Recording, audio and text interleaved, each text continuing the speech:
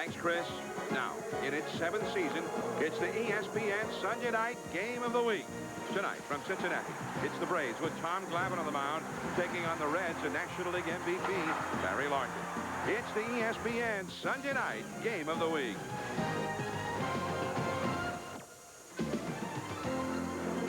Riverfront Stadium in Cincinnati. It rained earlier in the day. It is overcast now and rather muggy, but we're ready to play ball right on time as the world champion Atlanta Braves take on the Reds. In the National League East, Atlanta ahead of Montreal by 4.5. The Expos lost again today, so the Expos are beginning to fade out of the picture. In the Central, nobody's fading out of the picture, even though most of the division is in a fast fade. And Cincinnati, with a terrible start, only 2.5 out. The Cardinals beat the Astros today. Hello, everyone. I'm John Miller. Welcome to our telecast. And with the Atlanta Braves, you always think of that great pitching, and Tom Glavin is going tonight. However, the Braves have hit extraordinarily well this year. And when you think hitting, that's Fred Mcgriff. Mcgriff hitting .340 right now. He talked to Joe before the game at the batting cage. This year, anything special you're doing different? No, just mainly at the plate. My balance is real good, and I'm a real stickler for mechanics and so forth, and I'm always working on my balance. And I know that if I got my mechanics right, no matter who's pitching, I got a chance. You got John Smiley tonight. I mean, you haven't had any trouble with him in the past. What do you think? Well, in the past, he's just come right at me. I mean, he's keep pumping fastball after fastball, inside, outside. I've had some success against him tonight. You know, he might change up and throw more sliders and so forth. But it'll be interesting. But Smiley, he's the type where, you know, he ain't scared. He just comes right at you and may the best man win. Okay, I like that. He's just a big old lovable guy, Joe, except he terrorizes pitchers. You're right, John. And this may be the year that he gets the recognition that he deserves. But he's doing it all with that .340 average and the home runs. Now, for Cincinnati tonight, it will be John Smiley on the mound facing the Braves. And Cincinnati yesterday beat Greg Maddux here, so I guess tonight they're not too overpowered by the thought of facing Glavin. Well, I'd have to think of it this way. Glavin is 13-1 against the Reds all-star lineup of the past. Maybe he'll have some trouble like Maddux did yesterday with some of these young kids. Well, we'll see shortly. It will be Smiley versus Glavin from Cincinnati. Stay with us. The ESPN Sunday Night Baseball Game of the Week is brought to you by Red Wing Shoe Company, America's first choice for durable, comfortable footwear. Coming up, it's the Reds and the world champion Atlanta Braves with sluggers Chipper Jones, Fred Mcgriff, and Ryan Klesko. It's the ESPN Sunday Night Game of the Week. Riverfront Stadium on the shores of the Ohio, and the Ohio swollen very high these days. There's Bobby Cox. His Braves are the best in baseball until proven otherwise, and they look to be even better than last year in the first third of this 1996 season. Here's his batting order tonight. Marquise Grissom in center field, off to a great start this year. Jeff Blauser struggling again at short. Chipper Jones at third base. Fred Mcgriff doing it all at first base. Javier Lopez, the catcher. Ryan Klesko in left field. Jermaine Dye is in right field. They're missing Dave Justice for the rest of the year now. Tony Graffinino at second base because Lemke is hurt. And Tom Glavin is the pitcher. And also an extra bat in that lineup. On the mound for the Reds, the veteran left-hander, John Smiley. And when he's on, he's one of the best. You're right, John. I mean, he has a very good fastball, good changeup, and a big overhand curveball. So when he throws strikes and stays ahead of the hitters, he's very effective.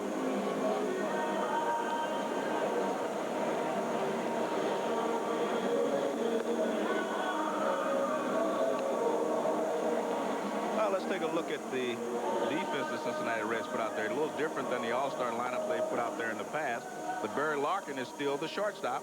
And he's only made 6 errors this year, and he's also won Gold Gloves the last couple of years. There's Barry. I mean, he can still make all the plays. Won the National League Most Valuable Player last year, and part of the reason was because of his defense. And he's gotten his batting average up to .288. Like most of the Reds, he was off to a slow start with the bat this year. Cincinnati has not hit at all. Their team batting average is .241. The year of the hitter. And yet for the Reds, it just hasn't been there. They've not been scoring many runs. Larkin, though, has gotten it going lately. But they have more injury problems with which to deal now. as Eric Davis, the man who is leading them in every important offensive category, is on the disabled list now with a pulled rib cage muscle. And also Reggie Sanders, it seems like he just got back into the lineup. He pulled a rib cage muscle earlier this week. They don't know when he's going to be available again, although he is not on the disabled list. And of course, Ron Gant is now in St. Louis. There's Reggie Sanders in uniform back in the ball club. And here we go. We're ready to play. Marquise Grissom stands in. First ball swinging, and Larkin gets an early chance.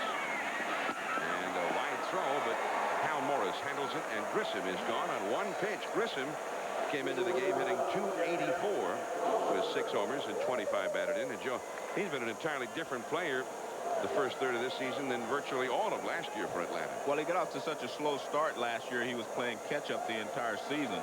So, good start this year. And you mentioned it earlier, the entire ball club's off to a better start offensively. Jeff Blauser, nice pickup at third by Sabo. The veteran Chris Sabo throws out Blauser.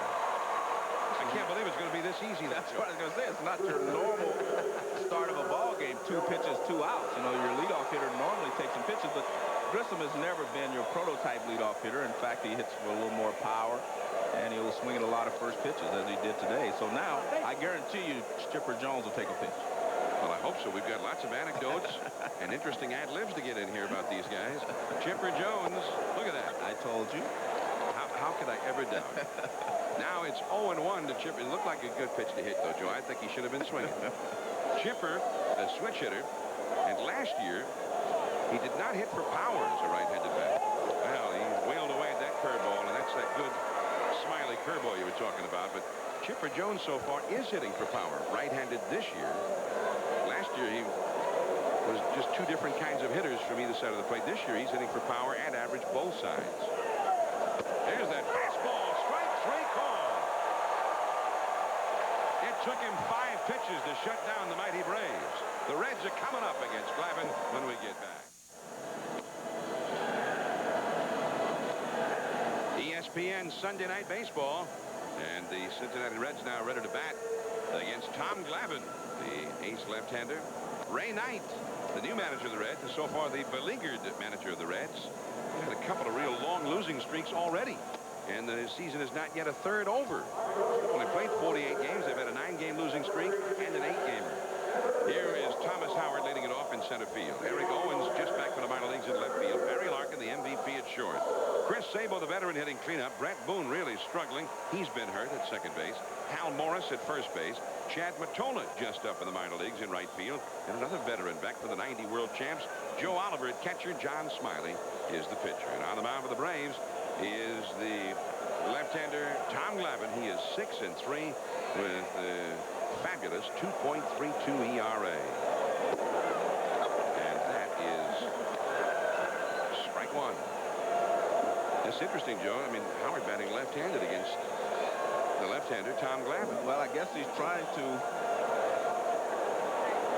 protect himself against the changeup. That's a strike. And the count is quickly 0-2 to Howard. There has not been a pitch out of the strike zone thrown in this ball game yet.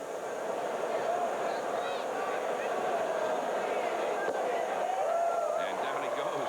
Well, that looked easy. Well, let's take a look at Glavin in action. Last year, he was the most valuable player in the World Series, and we'll give you an example of why. This is his changeup. I mean, that is called a circle change. And let's take a look at him pitching to Albert Bell in the World Series. There's the changeup at work. And watch, he always keeps it out here on the powerful right-handed hitters, just off the plate or just on the plate. Eric Owens, the hitter.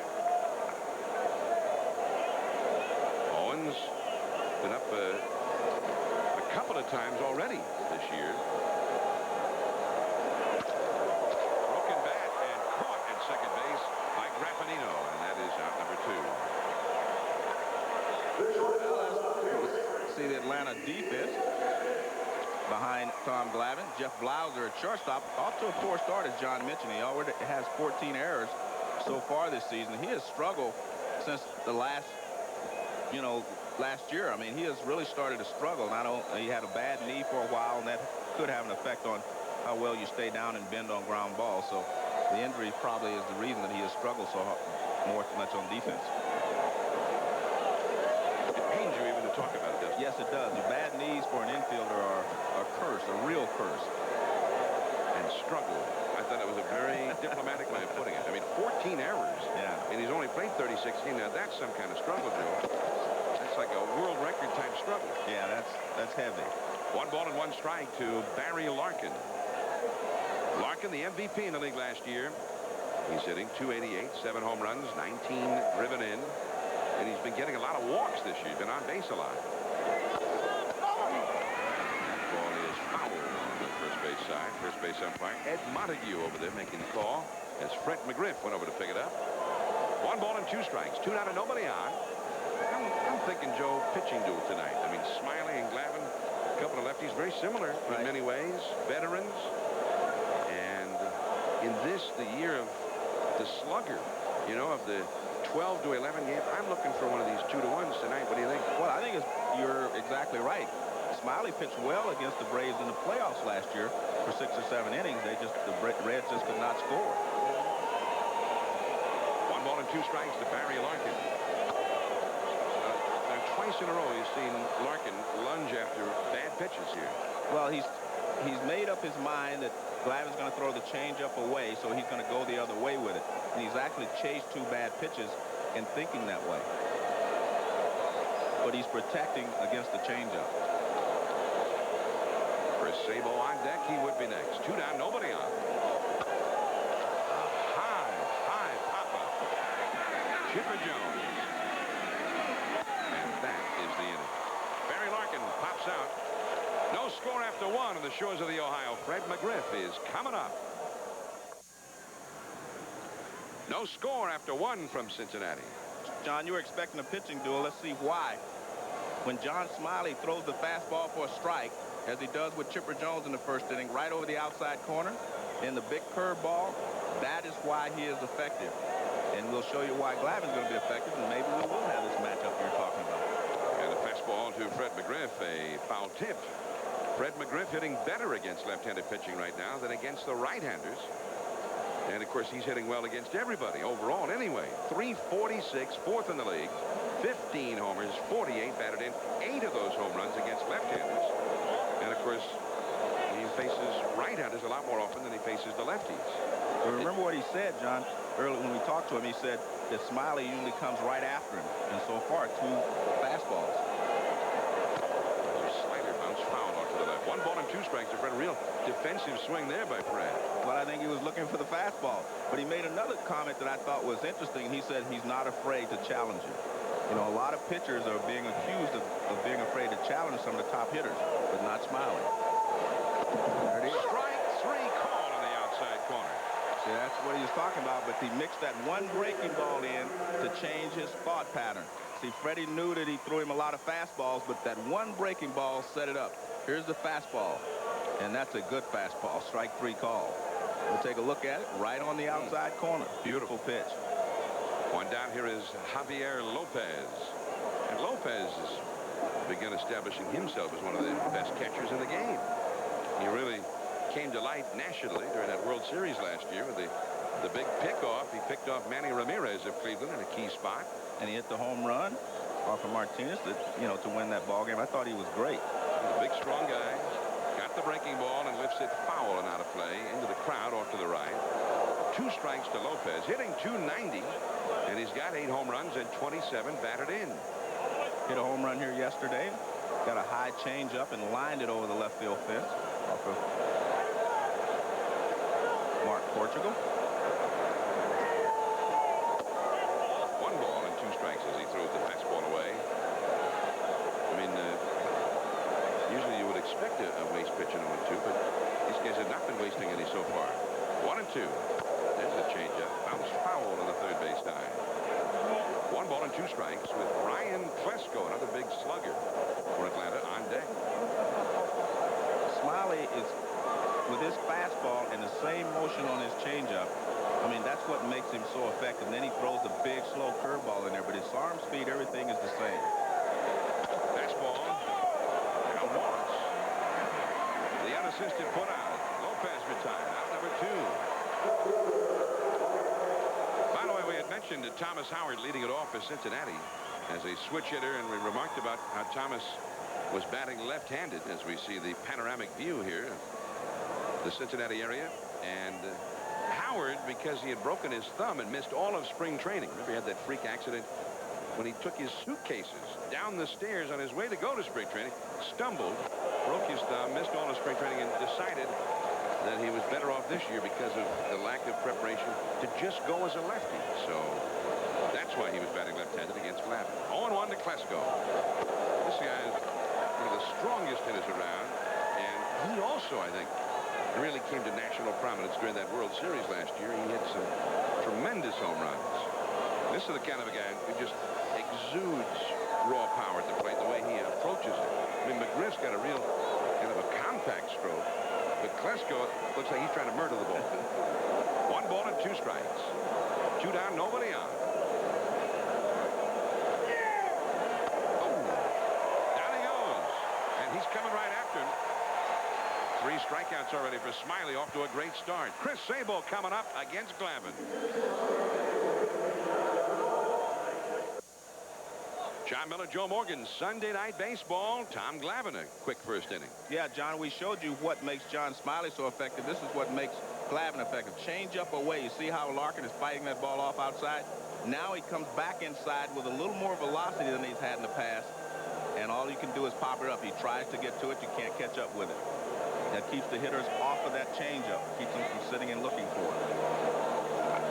Barry Larkin, he knows that Glavin got him this time, and he'll have more opportunities against him. Here's Sabo, and he takes outside. Sabo, hard to believe, he's now 34 years old, back with the Reds, and all of the back problems, he's seems to be past that. He's taken some exercises and has been able to handle that problem rather effectively. In the right field corner, dive, Jermaine dive for the catch, and Sabo is out number 1. Now here comes Brett Boone. Now Boone had a bone chip removed from his elbow right after opening day. Came back just 12 days after the surgery, and he says now it probably came back too soon. Then 5 days after that, he twisted his left ankle rather severely, missed another few days, and it said again he probably came back from that too soon. And he has not played that much to begin with, and has not played healthy at all. This is Chipper Jones. Mcgriff with a putout, and Brett Boone is promptly retired. A lot of guys, I'm sure, Joe, as we go through the night, will be first pitch swinging against these pitchers because they're afraid of that changeup later on. Well, you're right. They do not want the pitchers to get ahead of them. But if you swing at pitches and pull them like Boone did there on the first pitch up and away, I think you're better off working them into the count. But I do understand you do not want a pitcher to get ahead of you when he has an out pitch. And both Glavin and Smiley have good out pitches. Here's Hal Morris, left-handed swinger. Always a very good hitter, but he too is struggling, hitting only .254. 5 homers, 21 batted in. His 21 RBIs is second best on the club to Eric Davis. But look at that slump. And as good a hitter as Morris has been over the years, as he takes his slider away, it's hard to believe that he could be in a slump that bad. 5 for 51. John, I was around the batting cage, and he and Brett Boone and Hal Morris, the hitting instructor, were talking. I said, I want to hear this conversation. Ooh, the fastball, 2-1. And Morris said to me, Joe, this is the confused area. You don't want to come over here. He said, we're all confused about what we're doing here in the batter's box. And Hal Morris said, well, we'll solve it. Great student of hitting. Base hit for Hal Morris. Well, maybe a product of that private conversation there paying off. First hit of the game.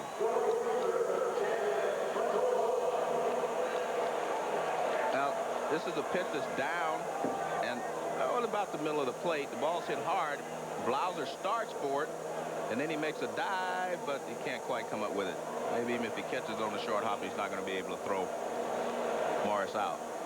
Chad Matona, just up from the minor leagues. He's 24 years old. Big guy. Change up, center field, base hit. Morris will stop at second. Matona, off the end of the bat, but dunked it in front of Grissom out there. Hey, John, we talked about the fact these guys are not intimidated by Glavin. They don't know what to look for. They just walk up there and hack. And sometimes that's the best way to do it. But you can see this is a perfect pitch. Change up, moving away off the outside corner. And Matona just reaches out and pokes it into center field for a base hit. Morris stops at second. Chad Matona, former All-American at the University of Central Florida. Now Joe Oliver is one of the World Series heroes back in 1990 against Oakland. Won a ball game, an extra inning game, game 2 of that series, a key game. With an extra inning double, he just chopped right along the third baseline in this ballpark. I think that was the key hit of the series because it set the tone that the Reds could beat their ace, who was Dennis Eckersley at the time. Therefore, they could beat the rest of the staff. Well, I think the key was Eric Davis hitting a home run right away in game 1. Because that's kind of set the tone like, hey, we're the Reds and we're bad. Well, I expected him to hit a home run here and there, you know. Oh, but when a guy like Oliver did it, that... I mean, against Eckersley, you know, in the late innings. All right, all right. The fact that Eric Davis is sitting right next to you now has nothing to do with my comment, though. Let me make that clear. And that's a ball. 2 balls and a strike. 2 men on, 2 men out. The runners, that's Morris at second base, Matona at first base. They're both ready to go on anything here with 2 down. No score in the game. The pitcher, Smiley, is on deck.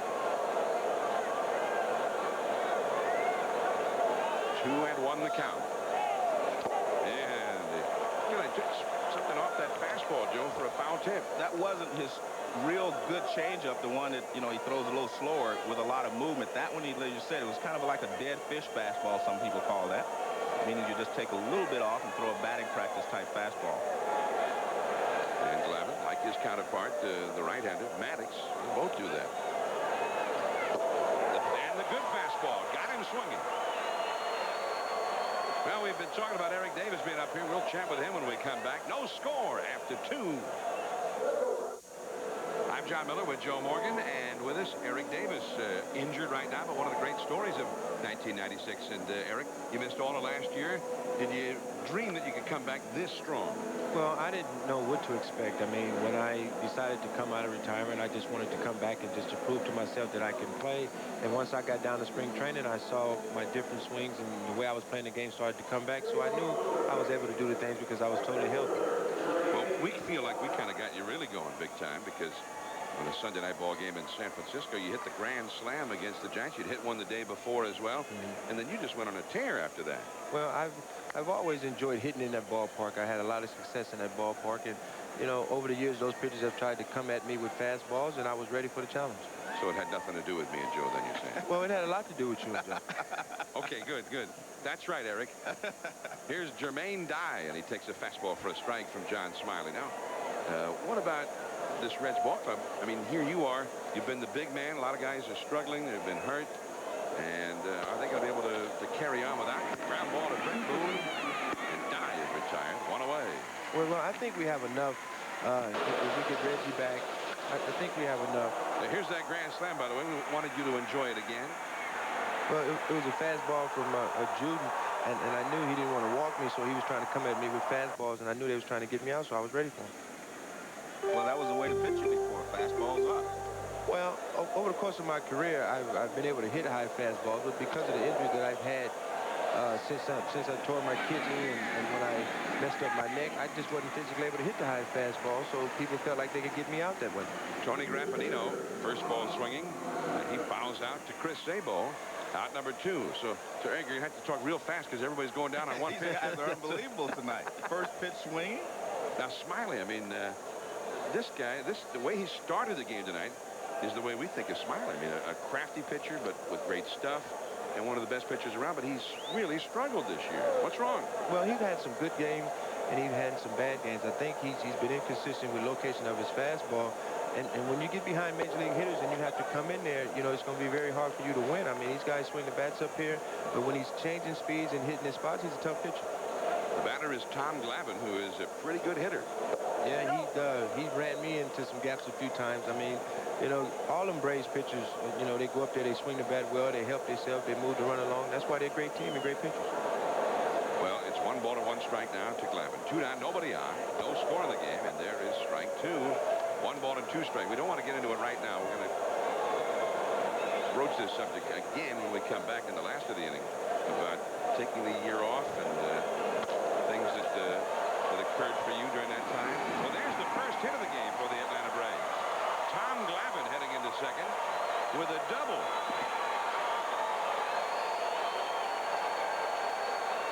Well, you called it, Eric. I mean, he does put the ball in play. And John was assuming that he was going to make an out. See, and he's talking about coming back next inning. But Glavin says, I won't have any of that. Fastball down and out over the plate, and he just kind of slaps it down the left field line, and it stays fair. So he gets a double. Well, I thought Smiley would make some good pitches to him, Joe. Glavin's no match for Smiley when he's making good pitches.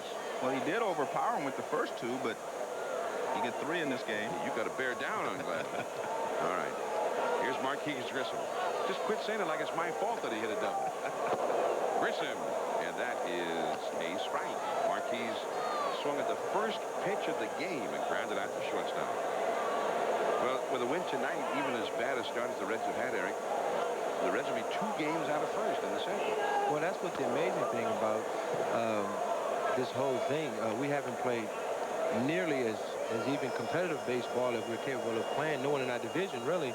And, you know, the way things have been going, and here we are 2 games out with a win tonight, and we haven't been full strength all year. Everybody else in our division has been healthy. They just haven't been playing well. But we haven't been full strength. So when we get full strength, we figure like we're going to be the team to beat. 0-2 the count.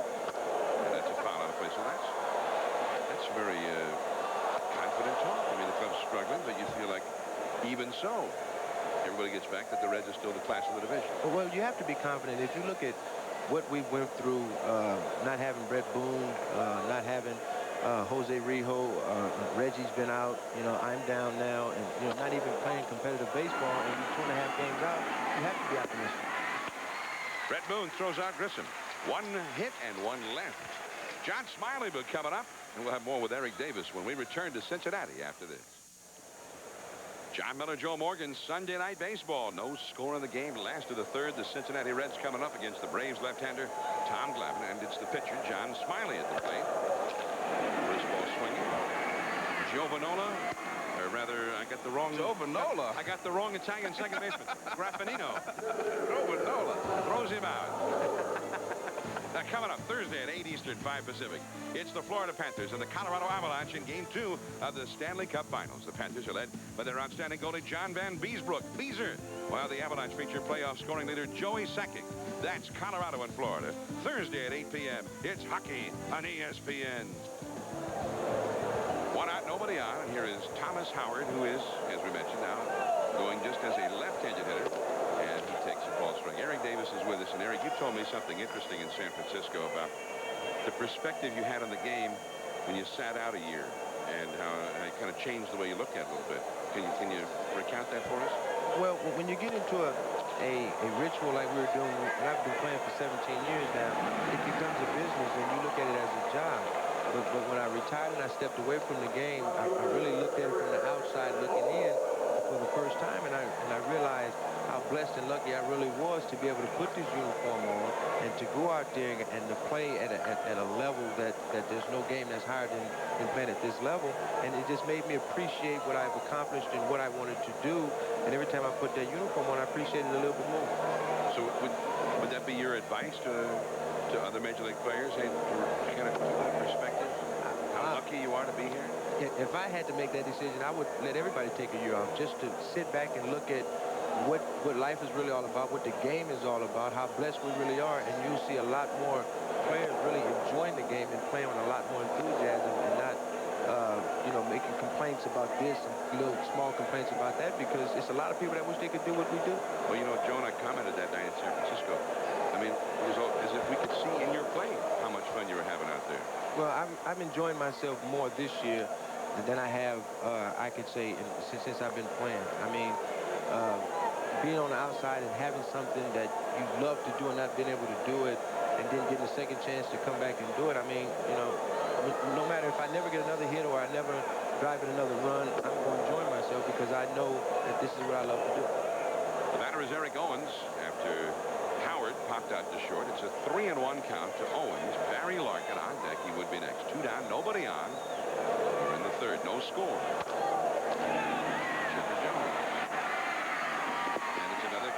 Quick inning.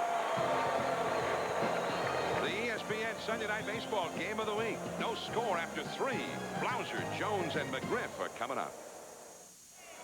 Braves nothing, Reds nothing. We go to the top of the 4th inning. John Smiley's been outstanding, but so too is Tom Glavin. It'll be Jeff Blauser, then the power, Chipper Jones and Fred McGriff to follow. Blauser grounded to third his first time. John, I think what Eric Davis said last inning should be required listening for all Major League players and people outside of baseball. I think that was a very motivational speech as far as I'm concerned. I think it applies to everyone.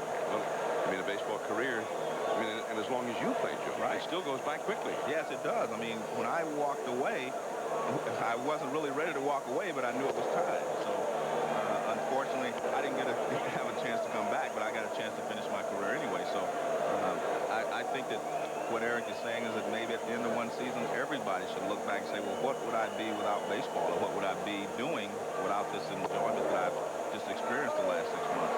Well, there's a 4-pitch walk to Blauser. This is a little bit different than what we've been seeing before. Eric Davis is here with us as we broadcast from Cincinnati. And Eric, I ran into you in an airport last year in your year off, and you were doing something kind of interesting. What were you doing last year? Well, I was working with, I was in conjunction with Major League Baseball, working with this group called RBI, which stands for Reviving Baseball in the Inner Cities. And I'm a big contributor to inner city baseball, not only in Los Angeles, but across the country.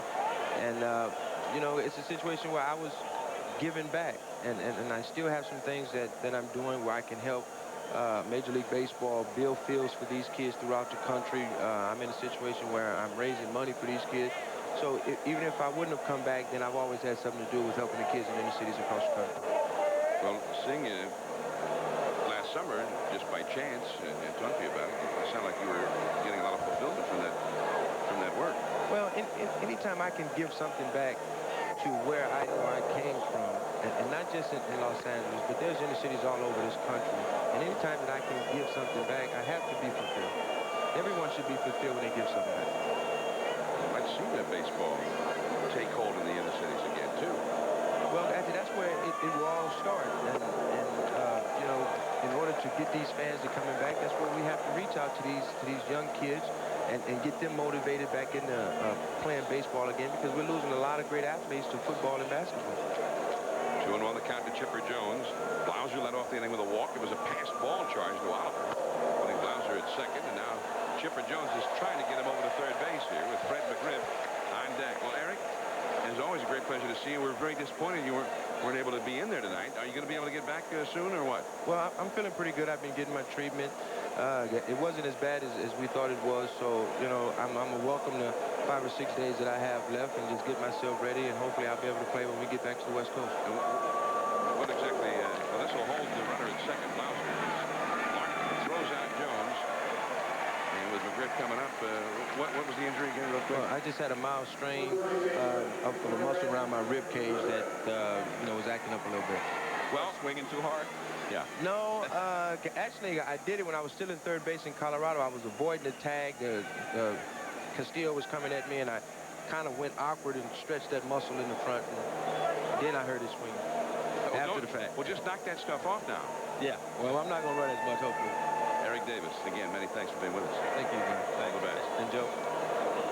Eric Davis of the Cincinnati Reds, and many thanks to Eric for coming by. We certainly hope to see that kind of field real soon. Fred McGriff, the hitter with a runner at second. He takes strike one from John Smiley, and the last time McGriff was up there, Joe, I mean, Smiley did a great job with him and struck him out looking. Well, he mixed the fastball, one curveball in with all the fastballs, and I think that changed the way McGriff looked at that at bat, because he had said in the past that Smiley comes after him with a lot of fastballs, and he did, but he mixed one curveball in, and sometimes that'll just change your thought pattern. Ball one strike to count to McGriff. Blauser at second. He's only the second base runner they've had in this game against Smiley. Well, McGriff is good at making adjustments, and we'll see how he adjusts this time. Fastball. He adjusts pretty well. He has adjusted all the way to the top of the wall. Coming around third is Blauser. Howard just could not handle that carom, and McGriff is into second, and the Braves lead 1-0. He came within maybe a couple of feet of a home run to left center field. Well, if you're a hitter and a guy's pitched you a certain way, your entire career, you know that it basically in a clutch situation, he's going to come back to that pitch. He's thrown him the fastballs in the past, so he came back with another fastball, and Mcgriff is waiting on it, and he drills this from the straightaway center field, and it hits off the top of the wall. And as you mentioned, Howard could not find the handle on it, but Mcgriff sails into second base with a double and an RBI. Do the Thomas Hart family a favor, never show that replay again. Javier Lopez now. So the Braves have one run on the board and a threat to get more. Lopez grounded out to first his first time. Fred Mcgriff, that was his 13th double of the year. And again, here he is doing it against a left-handed pitcher. Sabo got him with Mcgriff holding at second base. So Lopez is retired. 2 men down in the 4th inning. And Klesko, another big left-handed slugger, coming up. John, you can't even fathom how important Freddie Mcgriff is to this ball club. What he will do is allow guys like Klesko, Javier Lopez, and Chipper Jones to mature at their own pace. They will not have to rush into stardom. They can just learn to play this game by watching Mcgriff. He's a stabilizing influence on this ball club. He's the guy that takes all the pressure. The rest of them just work off of him, and that's why he's so important to the Braves. Well, let me say this about Klesko and Jones. I think they're fast learners. Yes, they are, but I mean, there's not any pressure on them. There wasn't any pressure on them last year, and there's not any pressure on them this year. They know that Fred Mcgriff is the solid rock in the middle of that lineup. I mean, they're going to contribute, but they are allowed not to have to take the pressure of being a star right away. Brian Klesko, count of 0-1. You saw Chipper Jones in the dugout. And that's a ball. 1 ball, 1 strike. Klesko struck out his first time. I'll contrast that by what I talked about in the past with Ken Griffey Jr. He has had to be the man all the time, you know, since he first came to Seattle. But these guys did not have to walk in and be the star of this team. And that missed inside, I guess. Well, what 2-1. John, what they're doing, and Freddie Mcgriff did the same thing. They have moved off the plate a little bit with Smiley because he fires them up so much often inside. See how far away from the plate Klesko is? Not his front foot, but his back foot. He always puts his front foot away, but his back foot is off the plate too. High and deep into left center. Howard hurrying back, makes the catch, and that ends the inning. 1 run. Atlanta is out in front. Barry Larkin, Chris Sabo, and Brett Boone coming up. Sunday Night Baseball, Braves 1 and the Reds nothing. John Miller, Joe Morgan with you. And you see the aerial view of the Riverfront Stadium. Here's Barry Larkin against Glavin. Chipper Jones had just moved towards shortstop. Larkin's going to try for second. Here comes Klesko's throw, and he's got it waiting. Graffinino tags him out. Chipper Jones had just taken 2 quick steps towards shortstop just as Larkin hit that ball. Well, you know, you anticipate where the pitch is going to be, and you move. So apparently he gets a sign from Lopez telling him there's going to be a fastball away. See that? He thinks there's going to be a fastball away, but it was not. It was a fastball over the middle of the plate, and that's why he was moving. So you move according to where the pitcher's going to throw the pitch, and he's saying, hey, you're supposed to get that pitch away. See, that look he gave Glavin.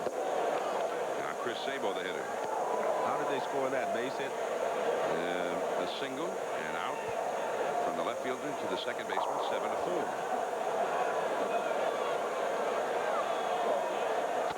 There's a drive deep down the left field line. Klesko back into the corner. Nice catch! And he hangs on to it, but is he all right? He is on his chin out there, shaken up, and now he gets up. Boy, he just slammed into that wall out there. John, what a play, though. John, the greatest innovation in baseball in the last 20 years has been the padding on the wall. Remember, in the old days, there was no padding on the walls, and they have put padding on every outfield wall in the major leagues, and that keeps players from being injured, because there's no doubt that he would have injured himself on that play if there was not any padding on that wall. And in fact, Cincinnati was probably the last one to get padding. I remember that. Eric Davis, I think, was part of the reason they got it. Right. This ball is hit very hard, and Klesko got a great jump on it. He kind of circles it a little bit, but he makes a leaping catch. Now he tries to brace himself, and his shoulder hits that wall. But again, hopefully he's not injured because the padding does help. But but a very fine running catch there by Klesko. He gets criticized sometimes for his play in the outfield, but that was a very fine play there.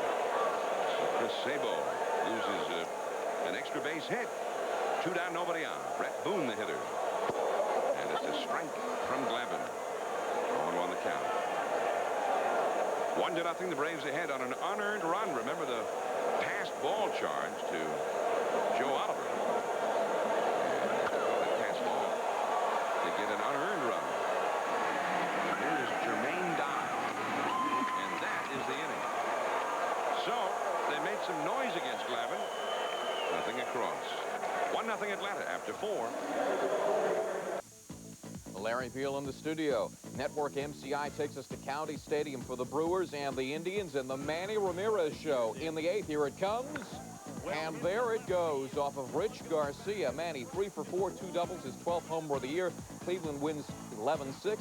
And no fights today, guys. I believe love was in the air, as it always is with John and Joe. And that was the way it went in Milwaukee today. A wild weekend there. Cleveland unveiling the offense. And you'll see Cleveland against the Seattle Mariners Wednesday, 7:30 Eastern, 4:30 Pacific. Albert Bell, Ken Griffey Jr. in the same yard. And I imagine they'll have a hard time keeping them both in the yard Wednesday night. Jermaine Dye hits a high drive deep down the left field line. This one is way back there. Gone, a home run. The 3rd home run for Jermaine Dye. 2-0 Atlanta. Only his 20th at bat. Remember, he's up because of a couple of injuries. One to David Justice and then one to Jerome Walton. Well, he gets a fastball inside. I don't think that's exactly where Smiley wanted to throw it. No, the target's outside. You see, well, it's a breaking ball that breaks inside. It's inside, and Dye just goes down and gets it and pulls it down the left field line.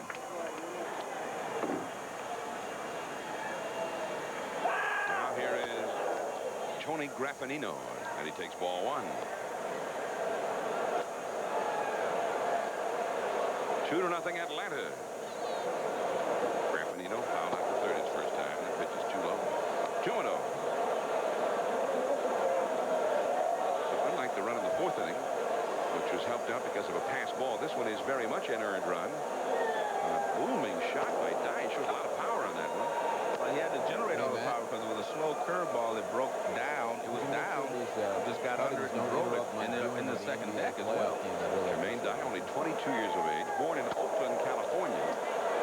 Foul ball's out of play. 2-2 the count. When they're in commercial, and went to Vacaville. Went to high school there. Still lives in Vacaville. I think they also in the offseason. Then went to Sumner's River Community College. Sports Center. Near there. This game is going. And he actually pitched more than he played the outfield in junior college. You're familiar with all those places. Going up in the Bay Area. Used to watch a little JC ball out there. Used to watch Roy Smiley play. Yeah. For the Los Angeles City College Bear Cubs in the state tournament one year. Foul ball back, 3 balls, 2 strikes. Like that. So Jermaine Dye spent all of last year in AA ball at Greenville. Hit 15 home runs there with a 285 average. Now up in the big show. And on Sunday Night Baseball, coast to coast, he goes deep, Joe. He'll be calling mom and dad tonight. And that is ball 4 to Graffinino. Let's take a look at the play we talked about with Barry Larkin grounding Chipper Jones and why Chipper Jones was moving. Well, the catcher signals where the pitch is going to be. Watch, he'll shake his glove out here to Chipper. As an infielder, you watch to see where the pitch is supposed to be, and then you move. If the pitch is inside, he would have moved toward the line. Since the pitch is supposed to be outside, see the target out there? That means that the pitch is the other way, so he moves that way. You see him take that step, and Barry Larkin pulls the ball because Glavin did not get the ball exactly where he wanted. And you see Chipper kind of looked at Glavin afterwards. He said, "You're supposed to get it out there." Here's Tom Glavin now. He hit a double into the left field corner his first time. Now he's looking to bunt with nobody out and a runner at first base. He has a look at his third base coach, Jimmy Williams. Graffinino, the runner at first. Nobody out. Atlanta leading 2-0. Sabo, who was already very shallow, has only played at first base.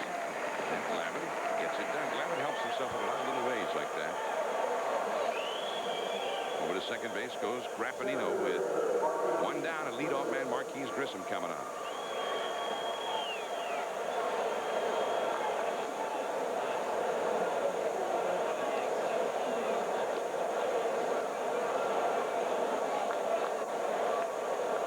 John Smiley, almost every pitch a strike the first 3 innings, and since then it's been a little more difficult.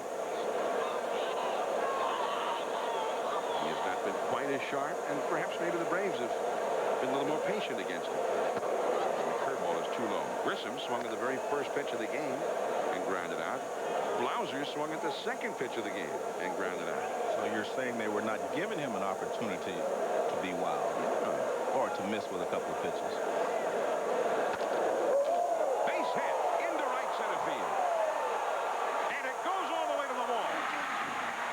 Score is Graffinino. Grissom is on his way to third, and he has a stand-up triple.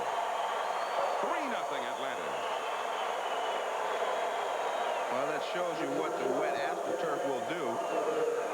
Grissom hits the ball hard, but the outfielders are not able to run it down because it just skids and hydroplanes all the way to the center, all the way to the wall out there. And normally that would probably be a double. Fastball away. And he takes it that way and lines it to left center, right center field. Now watch, they just cannot cut it off. Actually a very fine attempt. Very fine attempt out there, but he just could not come down. And Matona trying to cut it off. So a triple for Grissom in there. Don Gullet at the mound now as they talk it over. Tomorrow at 3:30 Eastern, 12:30 Pacific.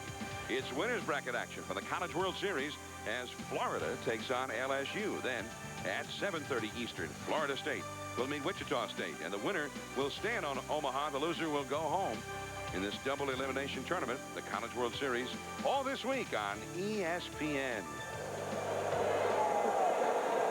Jeff Blauser, a high foul off to the right, and it's just back out of play.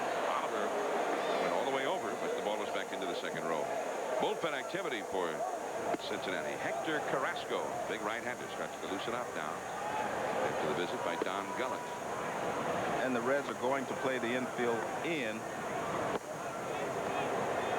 to try to cut off this run for the Braves. They're already down 3-0, and the way Glavin is throwing, you do not want to fall any further behind. Here's Ray Knight, new Reds manager, right alongside his pitching coach, Don Gullet.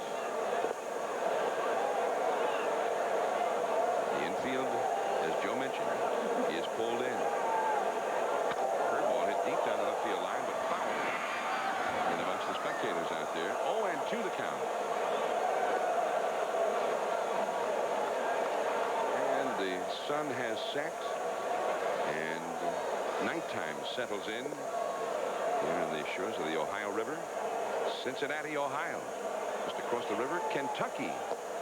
And the ball is low. 1 ball and 2 strikes. 3-0. The Braves on top. They scored 1 in the 4th when Blauser led off with a walk, took second on a pass ball, and scored a Mcgriff's double. Fastball fouled away behind it, but got a piece of it back into the crowd. 1 ball and 2 strikes. Each team has won 1 game in this series. The Braves pounded the Reds on Friday night, hitting 6 home runs in a 9-1 victory. And that curveball is in there. Strike 3 call. Beautiful pitch there from Smiley. He kept throwing the high fastball, trying to strike him out with that. That didn't work, so he starts the breaking ball up, and it drops over for strike 3. Now watch this pitch. See how high it starts? And it drops straight down, and Blauser cannot swing at it. Kind of catches the middle of the plate almost. Good pitch from Smiley. Now here is Chipper Jones. The infield drops back into normal depth now. Jones, a switch hitter, has struck out looking, and then he doubled, or rather, I beg your pardon, he grounded out the shortstop his last time. He is 0 for 2.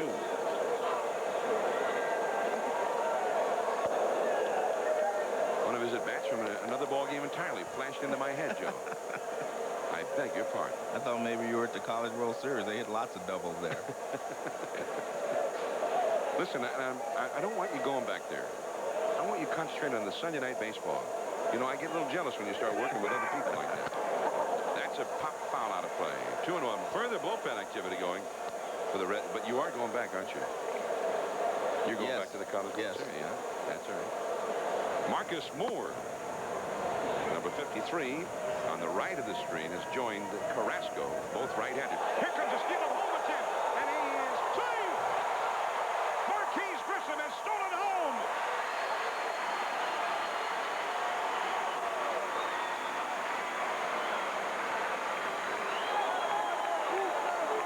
One of the rarest of all plays in baseball, and the most daring play in baseball, a steal of home, and he made it. Well, Smiley has the big, lazy windup. I shouldn't say lazy, but big, slow windup. And Grissom had been watching him the entire time, and he just got right on the line, and he ran straight down the line. That's the way to steal home. You don't start outside the line. And that's a ball outside. 3-1.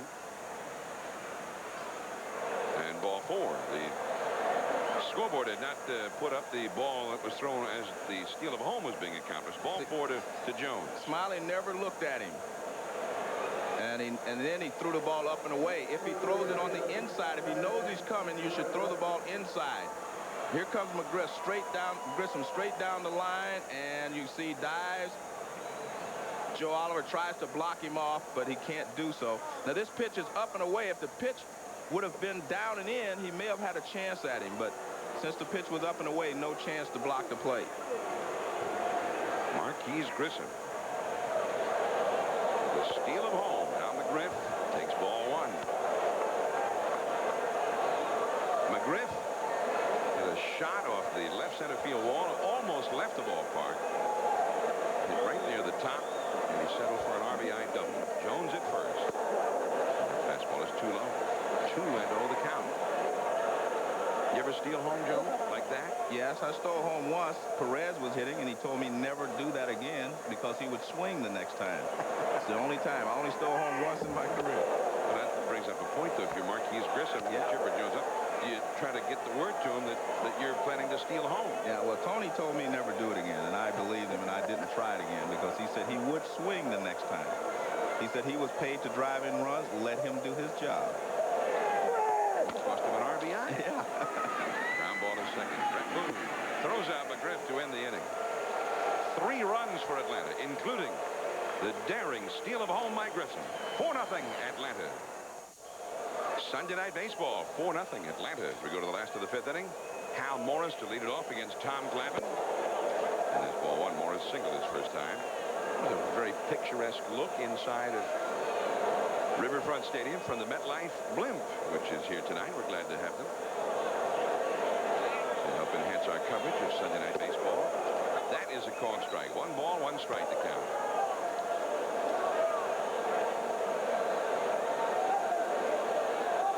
Four runs, 4 hits for Atlanta. No runs, 3 hits for Cincinnati. And that's a ball. 2-1. Chad Matona will follow, and then Joe Oliver. Snoopy, a big baseball fan, is enjoying tonight's matchup featuring the Braves and Reds. Snoopy loves to watch the baseball stars. Tonight, one of his all-time favorites is playing first base, the crime dog, Fred Mcgriff. And, of course, Snoopy is part of the MetLife Blimp. Snoopy? Yeah, crime dog. Okay.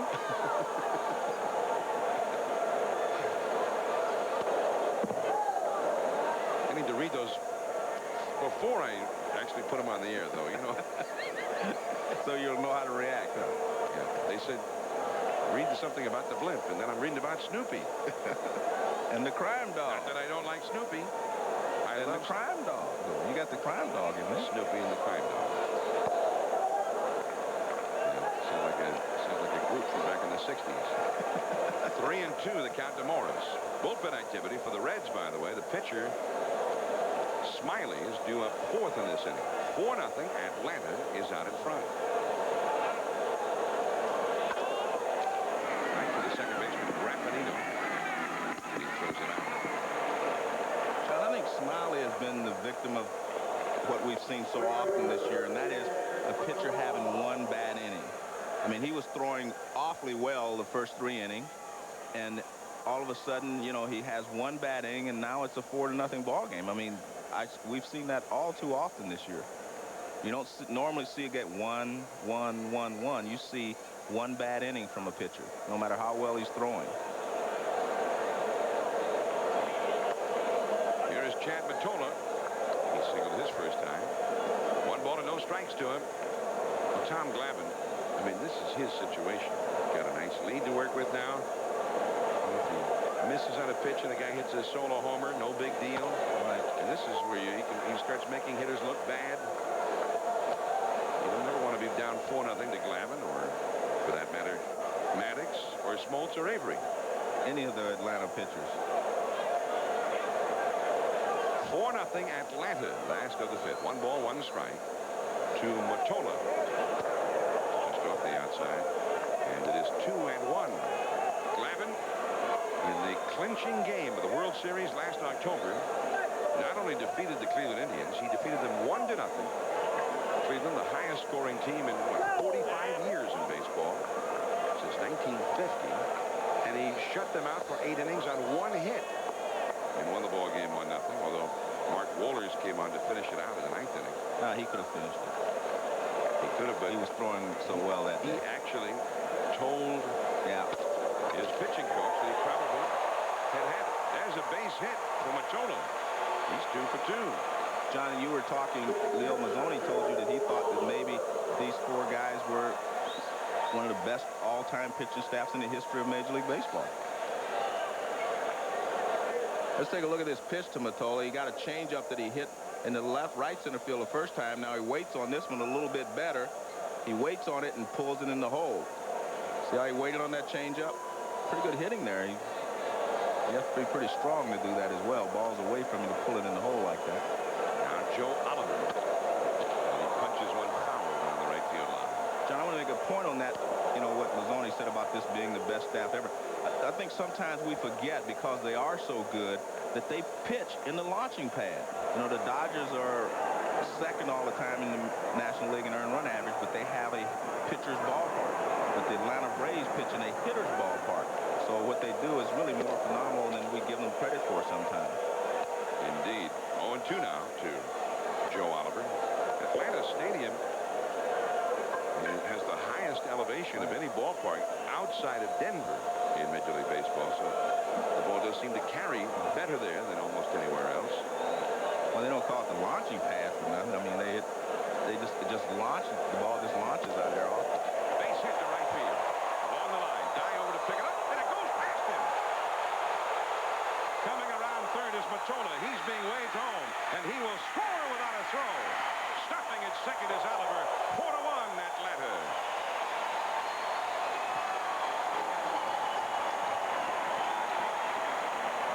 Jermaine Dye struggling on this artificial turf, which is wet, and the ball can take a little funny kind of a bounce on the wet turf. Well, especially when a right-hander hits the ball there, you're getting the rotation away from him. To watch the ball skids right there, but he still should have been able to block that ball. And as the ball, he gets the ball back. This is Ray Knight talking.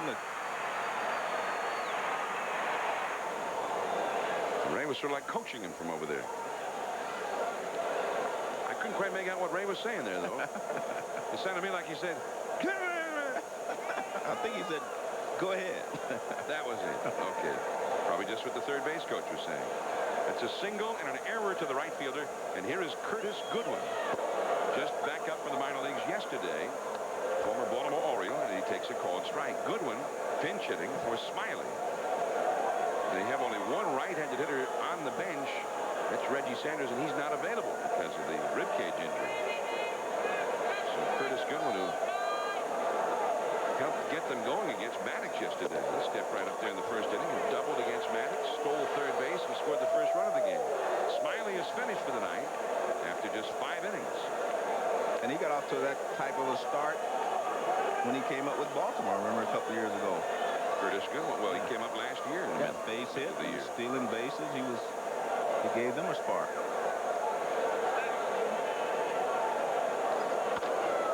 Right for the third baseman, Chipper Jones. So Goodwin is retired.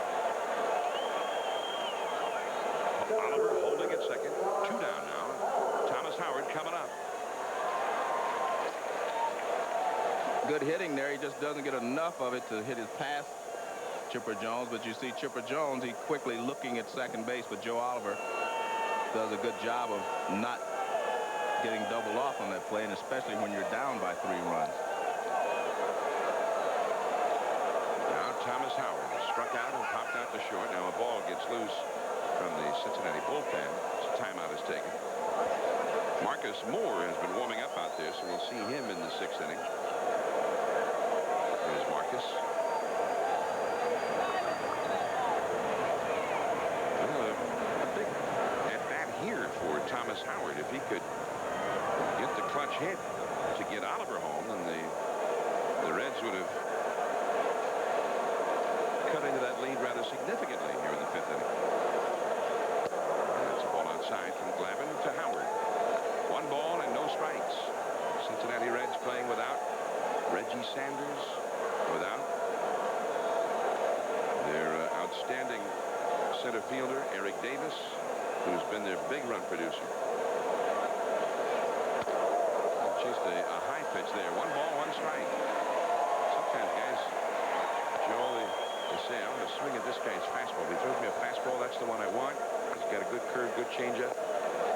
And they talk themselves into swinging at a fastball that it's a bad one. Doesn't matter where it is. So that's why a lot of hitting instructors will say to you, don't guess with the pitcher, because if you guess, you will usually swing at it. If you guess curveball, even if it bounces, you will swing. If you guess fastball, you usually swing at it. Chopped it down off of home plate, and the count 1 ball and 2 strikes to Howard. But they will say, look for a pitch. So there's a thin line there between the difference between guessing and looking for a pitch. For Frank Robinson, great Hall of Fame slugger. We used to talk about, particularly in an RBI situation, right, looking for a pitch in a particular zone. Right. But not guessing, but looking for it. When he got it in that zone, right, then he was ready to wallop it. 220 hitters guess, 300 hitters look for. That's what Frank was. And he struck him out. Good low fastball. So the Reds get the 1. Helped with the error. We head to the 6th inning. Javier Lopez, then Ryan Klesko coming up. He's leading the Reds as we go to the 6th inning from Cincinnati. Now this Thursday and Friday at 1:30 Eastern, 10:30 a.m. Pacific, it's the LPGA Oldsmobile Classic. Pat Bradley, Laura Davies, and Betsy King are among those expected to compete. That's the LPGA Oldsmobile Classic this Thursday and Friday at 1:30 Eastern, and continuing throughout the weekend on ESPN. New pitcher for the Reds, Marcus Moore, and he throws a pretty good fastball right past Javier Lopez. Well, that one has some giddy up on it. He throws hard. Question is his control. If he can throw strikes, he can win. Look at that, 23 strikeouts, 22 innings. And 20 walks. See, I always look at the walks. You look at the strikeouts. 1 ball, 1 strike. There's Curtis Goodwin staying in the lineup to play center field. He's hitting 9th. Moore will move into Thomas Howard's #1 spot in the order, which is due up 9th in the next go-round of the batting order. 1 ball and 2 strikes now to Lopez. Ryan Klesko is on deck, and then Jermaine Dye due up 3rd of the inning. 4-1 Atlanta in the 6th. You know why I look at the strikeouts? Why? Because walks didn't hurt me. That's why I want to know how many guys he strikes out. That one is hit deep into left center field. Goodwin off the wall. He kind of shied away from it. And all the way to 3rd will go Javier Lopez as Owens finally retrieves it. Curtis Goodwin, unlike Ryan Klesko earlier, seemed to slow up on that ball, Joe, instead of going full out, as if afraid that he might collide with that wall. Well, if I was going to criticize, I'd say he was playing too shallow. First of all, John, I mean, this is Javier Lopez. I mean, these Braves sluggers, the middle of this lineup, can hammer the ball. You've got to play a little deeper, because you see where he is in center field. Now, he takes off, but he's got so far to go, and you're right, he does slow up. The ball did hit off the middle of the wall, but you've got to already be back there with these Braves sluggers. Now with the runner at 3rd base in the triple, here is Ryan Klesko. The infield moves in except at shortstop. And there's that mighty cut, but he didn't get it. And it is 0-1. And you can see Javier Lopez in the middle of this lineup. Klesko, they're not trying to hit a single. I mean, they're turning it loose. And you see how they have the infield now. You see Larkin is pulling a little bit and toward the middle. The second baseman Boone is in about halfway, which on the artificial turf, as you pointed out many times, is in effect like being all the way in. Yeah, you don't want to play too tight. You just play close enough that if you charge the ball, you can get the runner at the plate. Especially you don't want to play too tight with Ryan Klesko up there. Yeah. I mean, he'll drill one down your throat. You get too close. That's the view from up above in the MetLife blimp. One strike to count to Klesko. He has struck out and fly deep to left center. And the high fastball misses. 1 ball, 1 strike. The Braves already leading 4-1 in the 6th inning. That's the second triple of the game. The other was by Marquise Grissom. Unlike Grissom, I don't think we'll be watching that man Lopez try and steal home here. And that's a foul back out of play.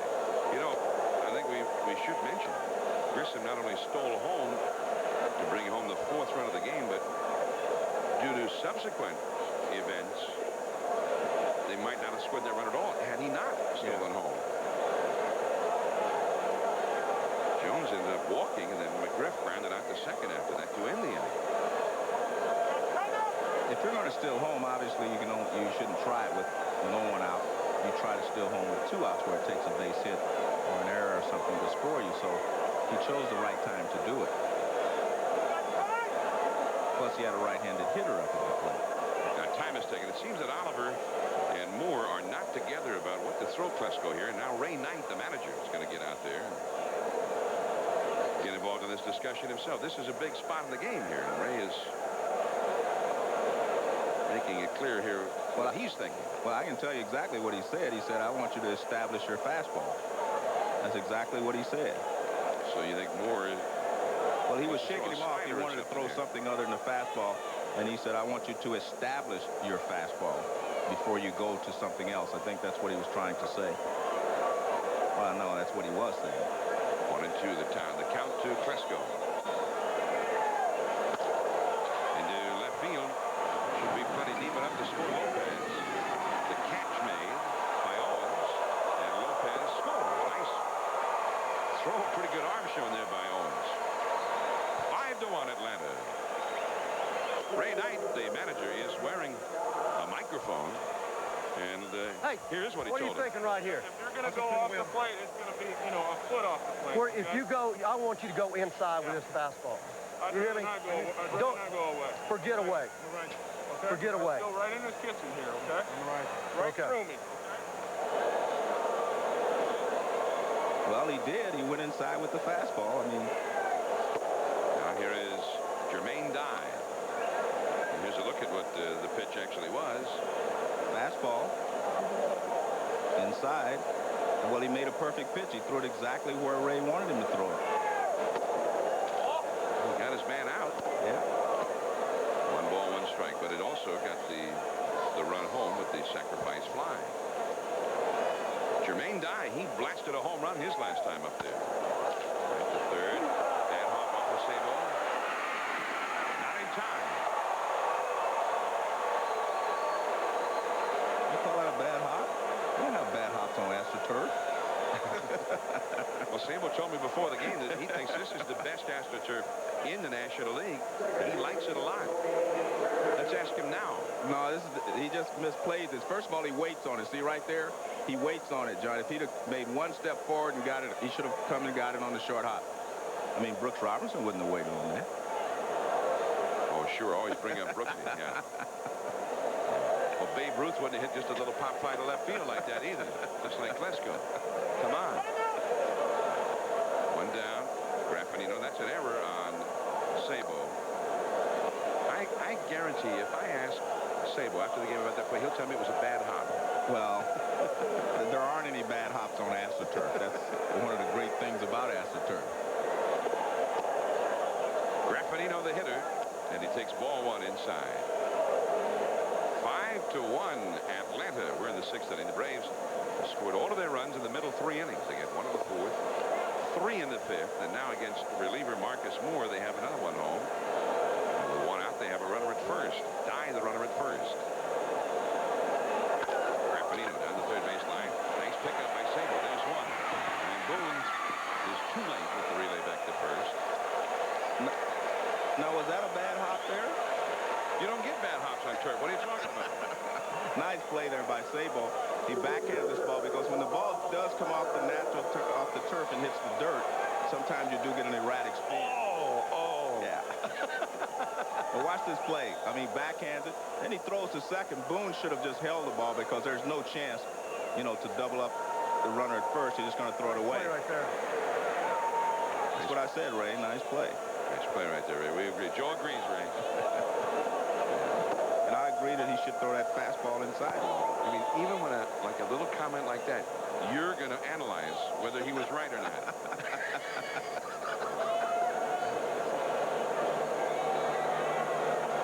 One ball to no strikes to Tom Glavin. He has doubled and had a sacrifice bunt. I remember Jim Palmer when they put the DH rule into effect, Joe, back in '73 in the American League. Palmer always prided himself on being a complete ball player. Right. Fielded his position well, and he was a pretty good hitter. And he always thought, hey, that gave me a little advantage because most often the other pitcher was not a good hitter. Maybe I might do something that could make a difference in a tight ball game. Because of that, he says when they put the DH in, they took away that Well, I advantage agree from him. with He says, him. maybe my DH isn't as good as the other team's DH, and I'm in the disadvantage. Well, I agree with him. I believe that if you look over the history of the game, a lot of the better pitchers were also good hitters. I mean, you know, Warren Spahn and people like that, they always Tom helped themselves. Drysdale was Bob a great Gibson. one.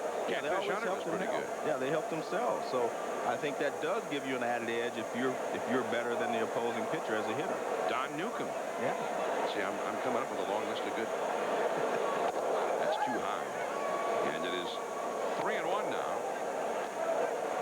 to Tom Glavin. Glavin is hitting .250 for the year, including his double tonight.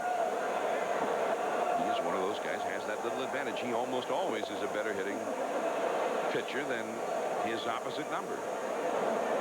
5-1 Atlanta. Runner at first, 2 down. Fouls it back and out of play. Getting some good swings in there, too. Glavin said in school, in high school, when he wasn't pitching, he played center field and first base, and he hit third on the team. And I said, well, was there ever any thought when you signed professionally that maybe you wouldn't pitch but rather be a hitter? And he says, well, I was a good left-handed pitcher. There was no discussion. You know, everybody said I was going to pitch. Well, now he draws a walk. Marcus Moore walking the pitcher. And here comes Ray Knight. He's got Carrasco up in the bullpen, and Knight has already made the call. This, of course, is his second visit of the inning anyway. So Carrasco is summoned. 5-1. 2 men on. 2 men out. Grissom will be coming up, and we'll be right back. In the ninth, Ricky Bottalico walked 2 men and then gave up this 3-run homer to Steve Finley. Suddenly, this game is tied at 8. It stayed that way until the bottom of the 12th. Ricky Otero with a base hit off of Trevor Hoffman. Kevin Jordan scores. The Phils win 9-8. Good night. Game over. Drive home safely. Back to John and Joe. All right, and here we go back in Cincinnati. It is 5-1 Atlanta in the 6th inning, and reliever Hector Carrasco comes on for Marcus Moore with Marquise Grissom at the plate. 2 men on, 2 men out, and a run in. Grissom is 1 for 3. He hit a triple to drive in a run in the 5th inning, and then he stole home. And I mean, this was not some double steal or anything else. He just stole home. He stole the sucker. I'm telling you. And you saw the runners. Graffinino at second, Glavin at first. Count is 0-2 to Marquise Grissom. So I always, they're probably one of the most famous film clips out of World Series history from years ago was Jackie Robinson stealing home against the Yankees. Yogi Berra. And Yogi Berra jumping up and all but attacking the umpire for what he thought was a bad call. Jackie Robinson, from what you hear about the way he played the game, may have been one of the best ever in terms of being able to steal home plate.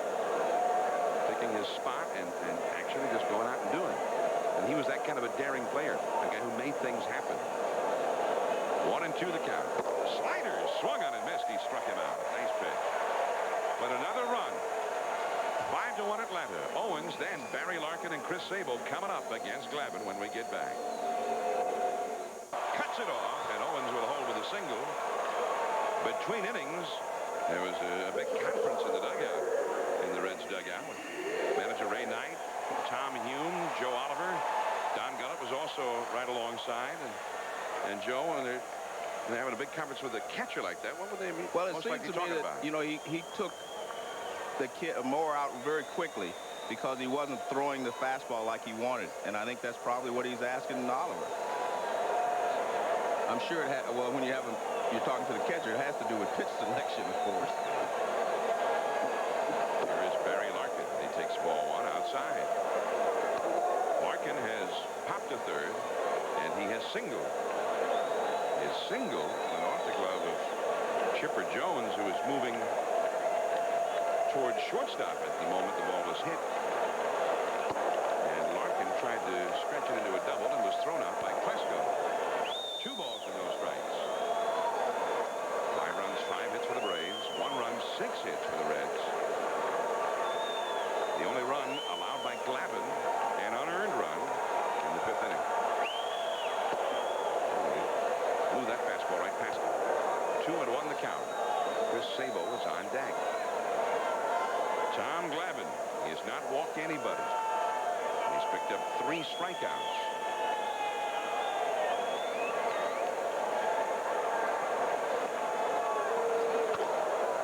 Into the hole and into left field, a base hit. Owens stops at second.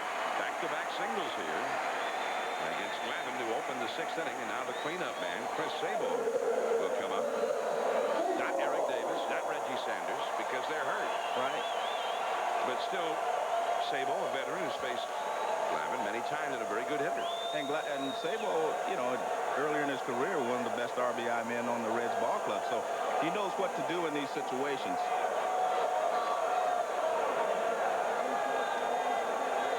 Chris Sabo, he got robbed his last time. He whacked one deep into the left field corner, and Ryan Klesko made the defensive play of the game, catching and slamming into the wall. Strike on the outside. This was back in the 4th inning with Klesko. What a catch it was. And then he paid a price for it. Yeah, but the good thing about it, it seemed to be okay. He came back up next time, didn't show. He didn't cut down on his swing. One strike to count. Sabo is 0 for 2. 2 men on, nobody out. And he started him outside with a fastball strike. Comes inside with a fastball that misses. There is Owens at second base. Larkin at first base. Nobody out.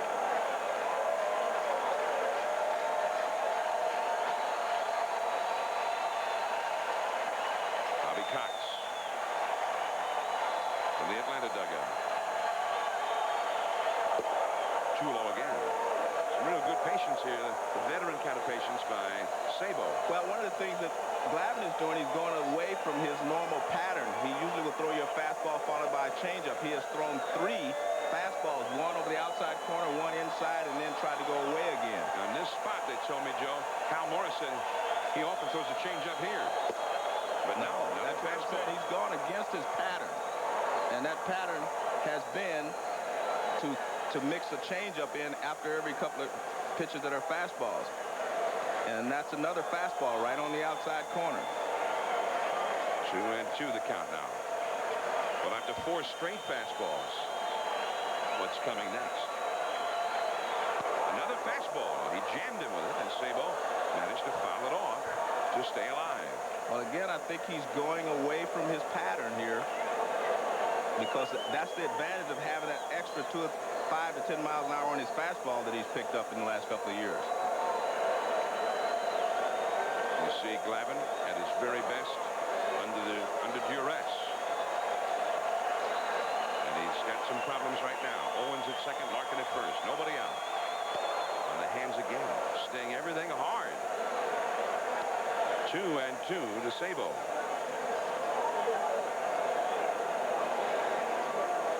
I mean, he's reaching back, getting a little extra here, John. This is a different Glavin than what you're used to seeing. Not that he's throwing anything fat. I mean, he's right on the corner, inside and outside. But all hard stuff, yeah. 2-2. And the question is, when will he throw the changeup? Yep. I don't know if that was actually his real changeup, but he took something off the fastball for sure. Yeah, that looked like a changeup to me. I mean, he will vary the speed on his changeup. He'll vary the speed. It's not always the same. Yeah, that's more of a changeup right there. You can see that he didn't release it with the same arm speed than he does his fastball. 83-mile-an-hour reading on the Jugs gun on that one. 2-2. Sabo hanging tough.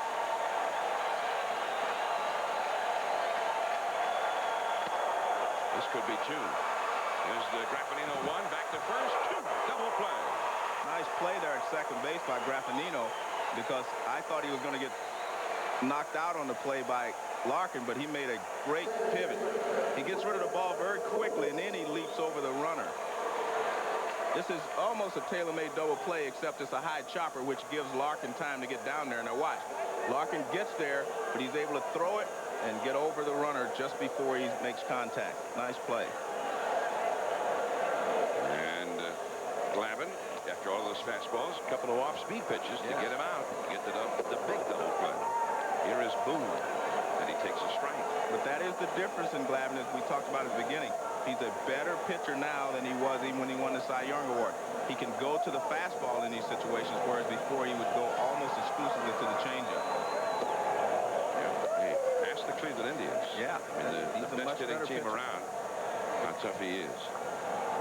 He got just 1 hit against him in the final game of the World Series last October. They gave up only 1 run and lost the game. David Justice hit a home run, the game's only run. That's a ball. 2-1. Ray Knight. How many times we see that in the playoffs? Yeah. Just what we were thinking, Joe. Yes. Just what the Cleveland Indians were thinking is if they were watching. You're right. I almost felt like I was working with Ray Knight there for just a second.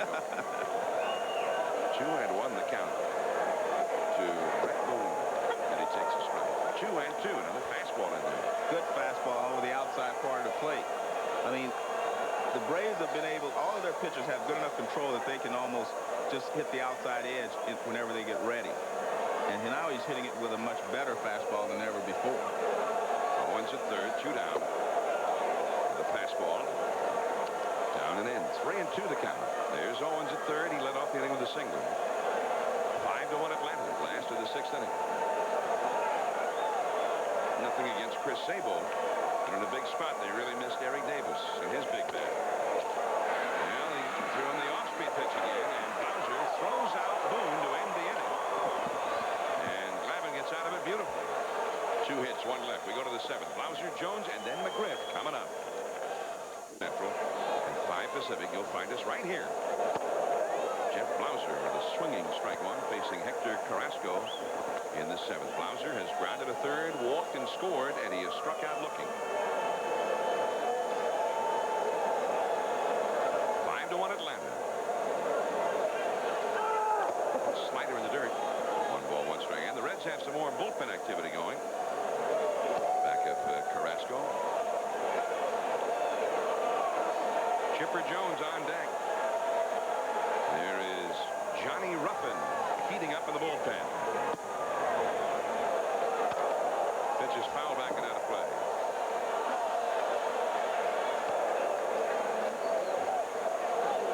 Next Sunday night, we will be at the Metrodome. Mark McGuire, the Oakland Athletics, Paul Molitor, and the Minnesota Twins, Chuck Knobloch.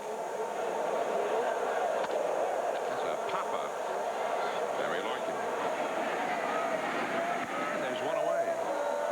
And Oakland Ball Club has played much better than anybody anticipated early on under new manager Art Howe. And they've developed a couple of young players who've been outstanding. Jason Giambi. And I think we're anxious to show him to the national audience.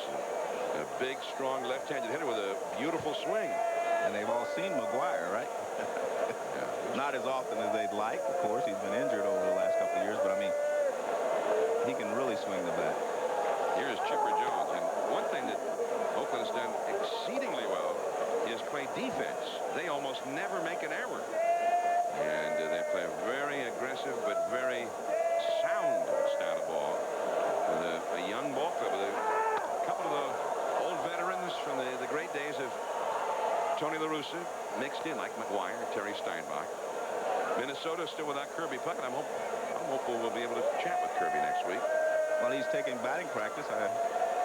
Now at least he's trying to get back in the groove. 1 ball, 1 strike to Jones, down and in. I don't know how soon he'll be able to actually play, but I saw him taking some batting practice a couple of days ago.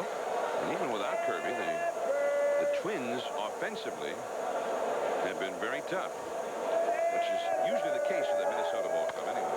That's a drive deep into left center field. Way back. This one is gone. A home run for Chipper Jones to left center field. His 9th home run of the year.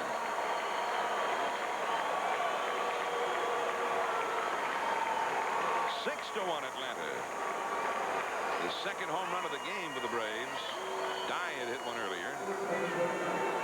And the 79th home run of the season for Atlanta. In this, their 54th game. They have turned into just an outstanding offensive ball club. Now Fred Mcgriff, speaking of home runs. The shallow right field, Brett Boone again. And he throws out Mcgriff. 2 down. Let's take a look at Chipper Jones' swing. I want to point out a couple of things if I can. Now watch, he drops the bat back here, and then he really throws the head of the bat at the ball. Now watch the barrel of the bat. This is what he does so well. Watch the head. He just kind of throws it there. See, a lot of hitters will tell you, I throw the bat at the ball real well. And that's what you do. You throw the barrel of the bat at the ball. And he throws it very well, and he's also pretty strong. Chipper Jones. He's a guy, along with this guy, Javier Lopez, Ryan Klesko. We know they're good. I mean, they're already good. Yeah. But we don't know how good they're going to get. I mean, they may end up being huge. Still young, still learning. 1 ball and no strikes, and a pop foul is back out of play to the upper deck. 1 ball, 1 strike to Javier Lopez, who tripled his last time. We're in the 7th inning. The Atlanta Braves 6, the Cincinnati Reds 1. John Miller, Joe Morgan. Sunday Night Baseball. Tom Glavin on the mound for the Atlanta Braves. John Smiley started for Cincinnati, but got knocked out after 5 innings. Home run by rookie Jermaine Dye in the 5th inning. And then an RBI triple by Marquise Grissom. And then Grissom stole home. The most daring, the most exciting play in baseball. Marquise pulled it off. And that turned it into a 3-run inning to open up a nice, comfortable lead for Glavin. And he's been cruising along, it seems, ever since. There's Tom Glavin. One of those great Braves starting pitchers. And they seem to have a lock on him. 2-1 the count to Javier Lopez. Fastball is low. They've got another young kid, Jason Smith, and they're bringing him back up now. He went down for a little while because they had a few off days, but now he's back, and he did exceptionally well while he was in AAA. He's here tonight. They've been going with a 4-man rotation with some off days every week. Barry Larkin throws out. Lopez, that's the inning. Another run for the Braves. They've scored in each of the last 4 innings, and they lead it 6-1 as we go. 1,500 AutoZone stores across America. AutoZone, the best parts in auto parts.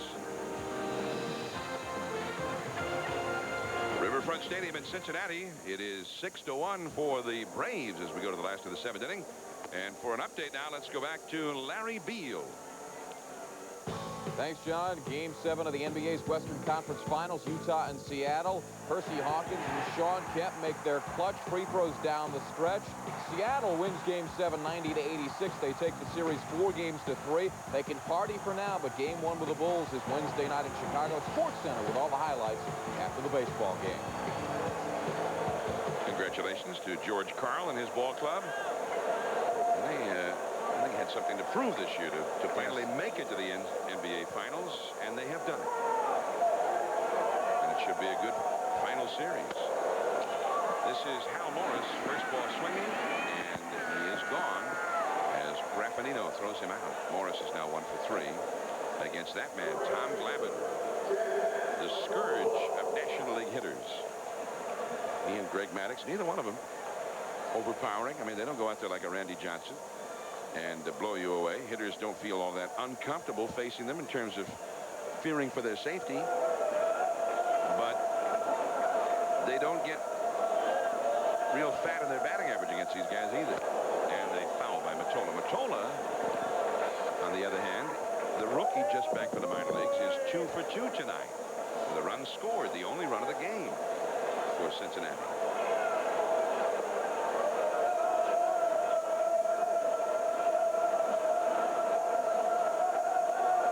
And that is a called strike. 0-2 the count. I mean, when you think of facing the Braves, I mean, every day you face a top-notch starter. I mean, it's been said that these pitchers, each in his own way, on another ball club, would be the ace.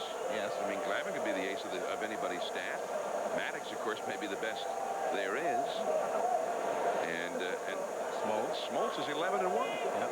I mean, he's setting an incredible pace right now. He's having a better year than any other. And Avery seems to be back now. 1-2 the count. There's Greg Maddox. And here, look at this.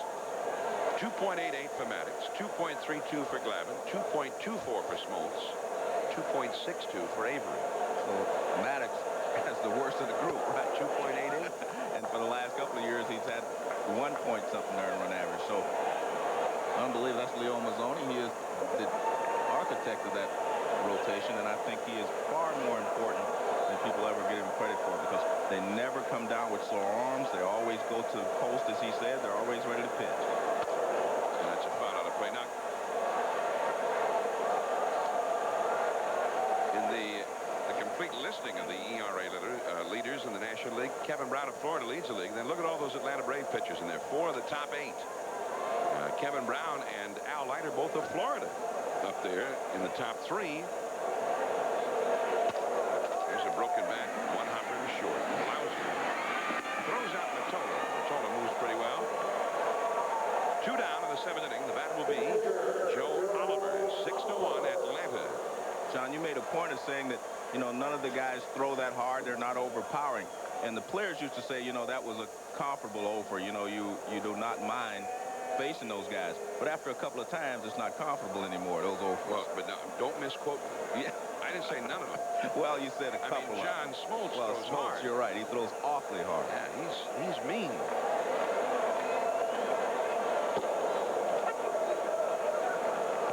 Meanwhile, Glavin and Maddox are sort of like, you know, baby-faced murderers. I mean, they look like such fine young men as they go out and undress every hitter up there. Popped up by Joe Oliver. Mcgriff into foul ground. Look out, Fred. Nope. He kind of wishes Graffinino or Jermaine Dyack called him off on that one, I think. And normally the second baseman will make that play. That's a tough play for a first baseman to run down the right field line.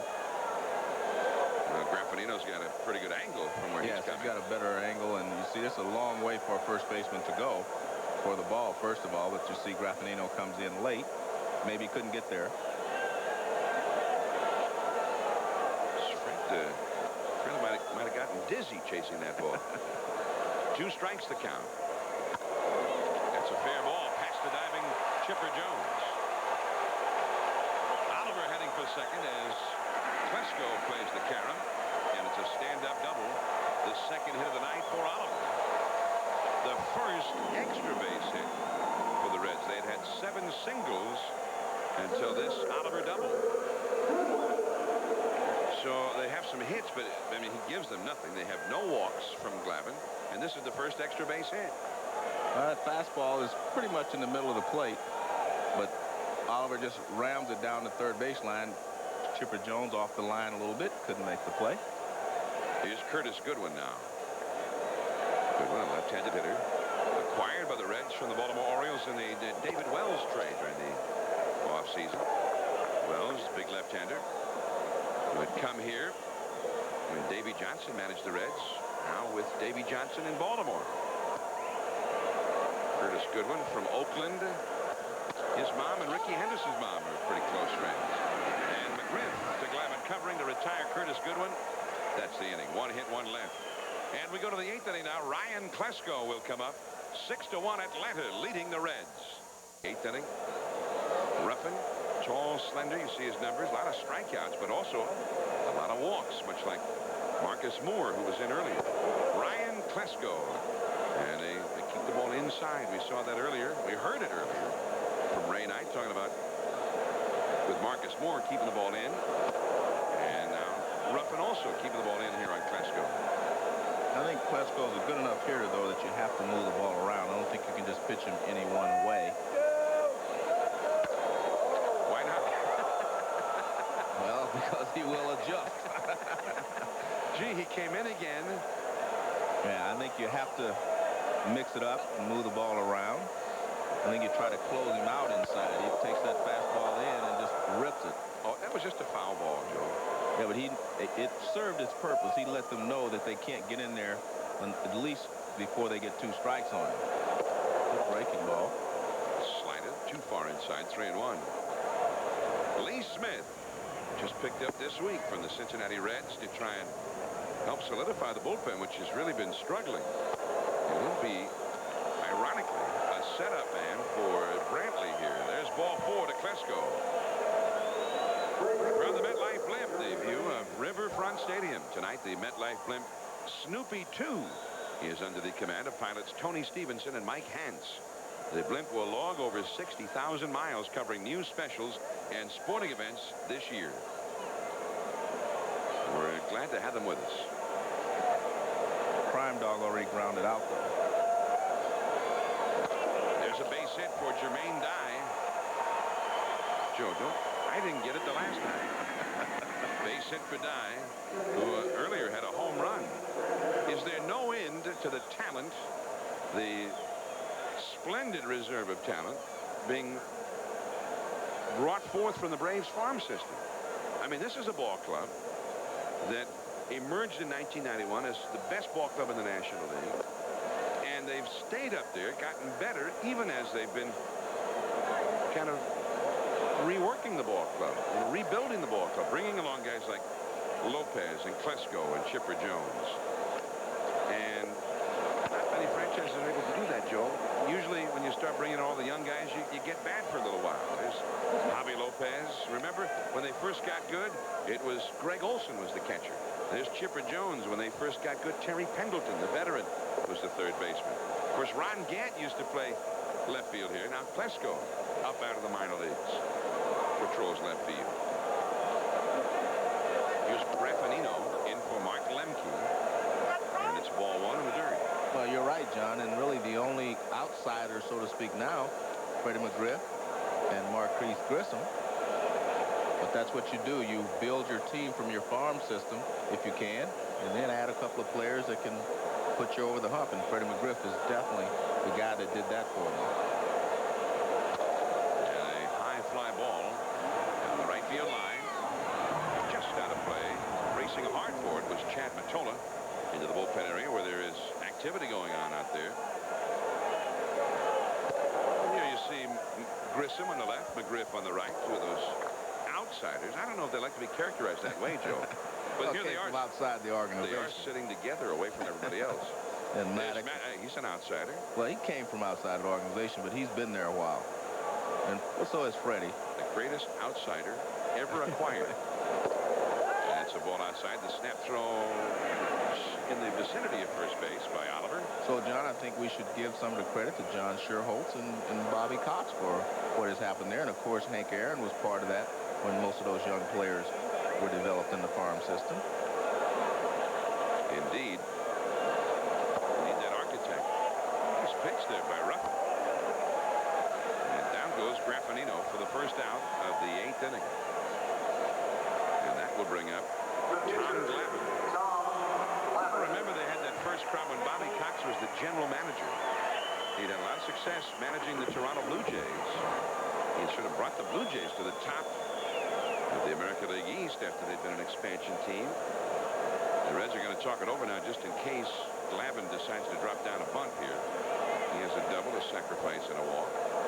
And while they are talking over the possibility of the bunt, let's tell you that Thursday at 8 Eastern, 5 Pacific, the Florida Panthers and Colorado Avalanche will play Game 2 of the Stanley Cup Finals right here on ESPN. That's Colorado and Florida. The Stanley Cup Finals, Thursday at 8 Eastern on ESPN. first crop when Bobby Cox was GM. I mean, they brought guys like Tom Glavin up. They made that trade to get John Smoltz from Detroit for Doyle Alexander. Detroit might not mind having Smoltz back right now, though Alexander paid big dividends the year they got it. Nice pickup there by Morris to get one at second. Larkin back to up and double play. Beauty. Side retired. Barry Larkin will be batting third when we come back. 6-1 Atlanta. Riverfront Stadium in Cincinnati. The house that Joe Morgan built. Yes. 6-1 the Braves on top. Now coming up Wednesday night on ESPN. Ken Griffey Jr., Edgar Martinez, Jay Buhner, and the sensational Alex Rodriguez taking on the American League champions Albert Bell, Carlos Baerga, Kenny Lofton, Eddie Murray, Manny Ramirez. Almost like an all-star game. That'll be Wednesday from Jacobs Field, 7:30 Eastern, 4:30 Pacific. Don't miss it right here on ESPN.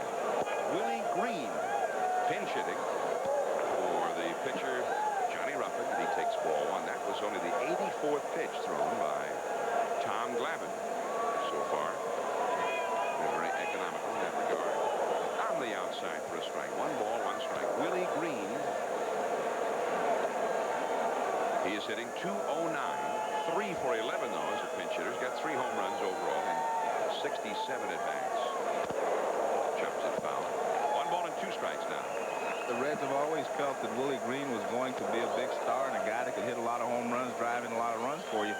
He has not ever fulfilled that potential that they had in mind. But I mean, Dave Parker once told me that this kid was going to be a great hitter when the first time he saw him. I thought that way. A little bit low on the outside. Green's been thought of that way a long time, but it hasn't happened yet. Hasn't happened. Long time coming. If it indeed comes. Green, still only 24 years old. Seems like he's older. He's been around so long. Right. Seems like he's been around a long time. Of course, he must have, I guess he signed when he was about 12, Joe. 2-2 the count to Green. I mean, he did begin his professional career all the way back in 1989. Just out of high school. He was only 17 years old. Jones County High School in Gray, Georgia. Facing the Atlanta Braves here. Good idea to lay off that high fastball. 3-2 the count. He actually had been picked up by the Pirates in 1989, then was traded to Montreal in the Moises Alou trade.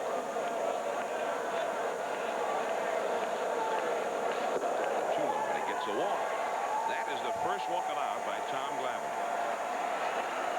Tom Glavin,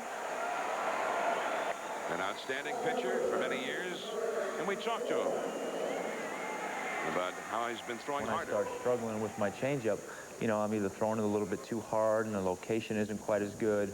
And when that starts happening, you start trying to make it do some things, and then you start getting into some bad habits. And every once in a while, yeah, that will crop up. I'll start throwing it a little bit harder, lose the feel on it, lose the location on it, and I'll struggle with it. But I'll tell you what, it's a nice problem to have, and I hope that as my career goes on, it continues to be a problem. What he was really, explaining is the fact that, sometimes you have a feel for the changeup, you have a feel for certain pitches, and because he was throwing so hard, he was losing a little of that feel. Eric Owens into right field, and Jermaine dive. Owens is the first out. He is now 1 for 4. Well, with that leadoff walk, a lot of times for a manager, Joe, that's a warning sign that maybe the pitcher's starting to grow weary out there. And indeed, after the walk, the Braves bullpen got busy. Bobby Cox and a couple of men out there. There's Bobby on the left with Leo Mazzoni, the pitching coach, on the right. Rocking Leo. Leo's He's the one always who's rocking. Perpetually in motion. Here's Barry Larkin. 2 for 3 in this game. That's a ball. Brad Clance is the right-hander, and Terrell Wade is the left-hander in the Atlanta bullpen.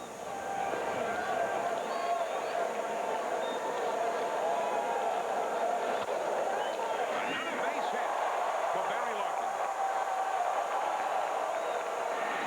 But again, as Green stops ups at second. It's not Eric Davis coming up. It's not Reggie Sanders. But Chris Sabo. And again, Sammy Sabo's a solid big league professional, but he's not the guy they'd like having hit cleanup against a guy like Glavin. But they're having to make do right now. Yesterday, without those guys, they beat Greg Maddux of all people. 3-2. They had a little help from Chipper Jones, though. He allowed one run, which happened to be the winning run. Did he get a bad hop? No. 1 out, 2 men on, and that's ball 1 outside. Actually, it was forced by Curtis Goodwin, who was at third, and he broke for the plate. He looked at Goodwin and bobbled the ball. Bobby Cox is going to come out. I think he definitely doesn't want it to leave Glavin out there and let him struggle, so he's going to try to find out how he feels. He pitched an outstanding ball game up till now. But now he's falling behind Sabo. Sabo has hit one ball in particular very hard tonight, and that was the play of the night, turned in by Klesko out in left field. Well, Cox is signaling to the bullpen, and he wants Brad Clance, the side armor, the right-hander. Well, the one thing that Bobby Cox told me is that his pitchers will tell him the truth. He can walk out there and ask them a question, and they will tell him the truth. So that means Glavin doesn't feel... Tom Glavin with 2 men on. The move to Clance by Bobby Cox prompted a move by Ray Knight. Seeing if we're going to get back to the spot. We're not. Grab a bat and hit the crisp. Hit the crisp. Yeah, and that was Ray Knight talking to Jeff Branson, a left-handed hitter. So I'm going to grab a bat and a hit for Chris. So looks like their best shot at trying to get back into it now. Branson has been a platoon man at third with Sabo this year. There is Green, who walked at second base. Larkin, who singled at first. Clance's side armor. A ball outside. Now Branson has faced Clance a couple of times. You see Clance's numbers for the Braves this year. They've been pretty busy. 26 games out of their 54. Branson is 2 for 2 against Clance. And a pop foul out of play off to the left. 2 balls and 1 strike. Clance gives you the impression that he's going to be a submarine pitcher, but he actually comes from the side, as you mentioned. Most of the guys that drop their shoulder down, they throw, a submarine type of pitch, but he drops down and then he throws sidearm. Kind of reminds me of Mark Eichhorn, veteran now with the Angels, who does something similar. Taller and has longer arms than Clance. It's slowly Gravity to the second one, and Blauser to first, a double play, and just like that, the threat has ended. We go to the 9th inning, top of the order. Grissom, Blauser, and Chipper Jones for the Braves. 6-1 Braves. Top of the 9th inning from Cincinnati. John Miller, Joe Morgan. Always fun to come to Cincinnati with Joe, who is... It's like coming into a city with a living legend. I mean, Joe comes to this town, and everything stops. Yeah, right. By the way, Lee Smith, speaking of guys who stop things, I mean, Smith, the stopper, the closer, with more saves than any pitcher in history. And now he is with the Cincinnati Reds after an injury. He lost the closer's role in California to Troy Percival, and he was not happy there. Of course, the Angels also had a guy, Mike James, who kind of filled the role as the setup man. So now Smith is here in Cincinnati, but ironically, Joe, at this point, he's to be the setup man for Jeff Brantley. Jeff Branson stays in the ball game to play shortstop. Willie Green stays in the game to play third base. And Lee Smith comes on to face leadoff man Marquise Grissom. Back to the second baseman Brett Boone, and Grissom is retired. Second time in this game that Grissom has been retired on a first pitch swing. Grissom now 1 for 5. Joe? This evening, the MetLife blimp is being co-piloted by Snoopy. The MetLife blimp will cruise above Major League Baseball games throughout the summer. Snoopy, a shortstop himself, enjoys watching the great defensive work of shortstops like Barry Larkin. He was a great defensive shortstop, John. Beautifully done, Joe. Beautiful. And Jeff... That's not Larkin, though. That's Jeff Branson. And he the side of the mound on its way towards center field, and Branson got over it and booted it. He kicked that sucker. Yeah, Snoopy's not happy with this one because shortstop was put in for defense. Branson gets there, he just hits off the heel of his glove, and by the time he picks it up, no chance to throw Blauser out.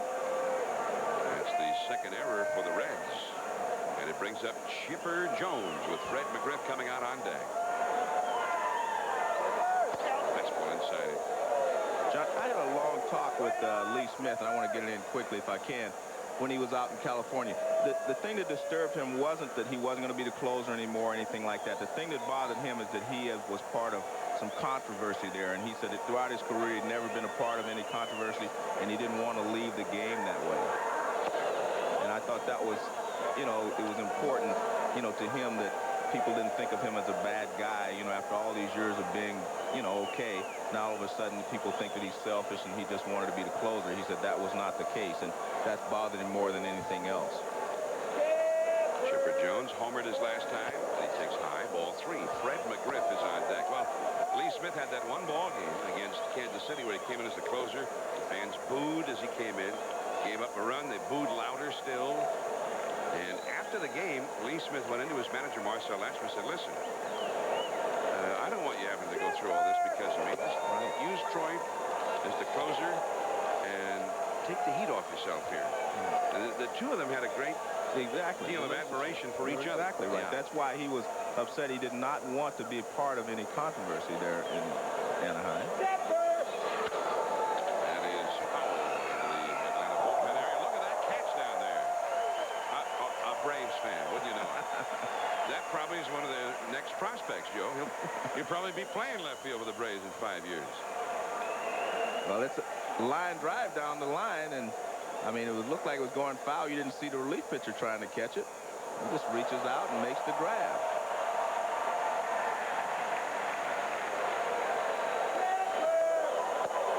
And ball 4 to Chipper Jones. The thing that bothered me about that catch, though, Johnny, he had his sunglasses. Look at him. He got his sunglasses up on top. I mean, you need your sunglasses down, right?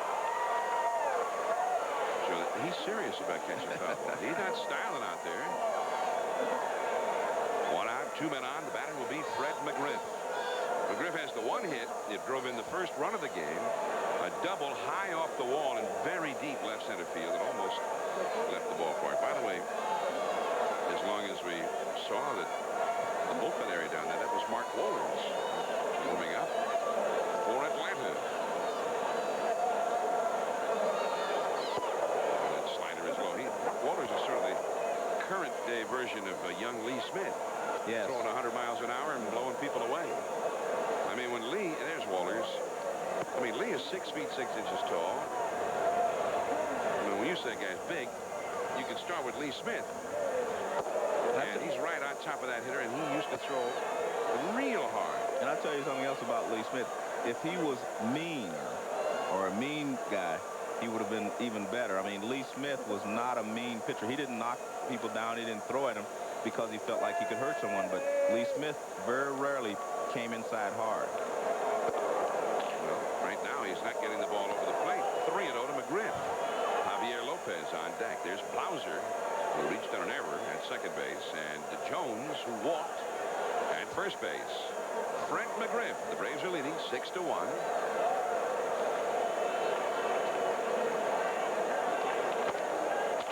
And it's a 4-pitch walk. The bases are loaded. Well, here in Cincinnati, Ray Knight's closer Brantley's done a great job. Got 12 saves, among the league leaders in that category, but the rest of the bullpen is really struggling. Yes. No consistency, so they're hoping to see Brantley. They're hoping that a veteran like Lee Smith might be able to come in and help solidify the bullpen a little bit, give them a veteran presence. Guy knows how to get the job done. In the 7th, particularly the 8th innings, in front of Brantley. But tonight he looks like he needs a little work, Joe. Well, it's probably the case because he took a few days off before he reported here to the Reds. Bases loaded, 1 out. Javier Lopez. Changed speeds on him, and Lopez was badly fooled. Well, I think if you're Lopez, bases loaded, he just walked 2 guys. You just about have to look for a fastball. But Lee Smith comes with the slider, There you see the rotation, and Lopez is way out in front. The infield double play death. This all started with an error by Branson, the third baseman turned shortstop. High pop fly. The infield fly rule is in effect. That is the second out. As soon as they call the infield fly, the batter is out, whether the ball is caught or not.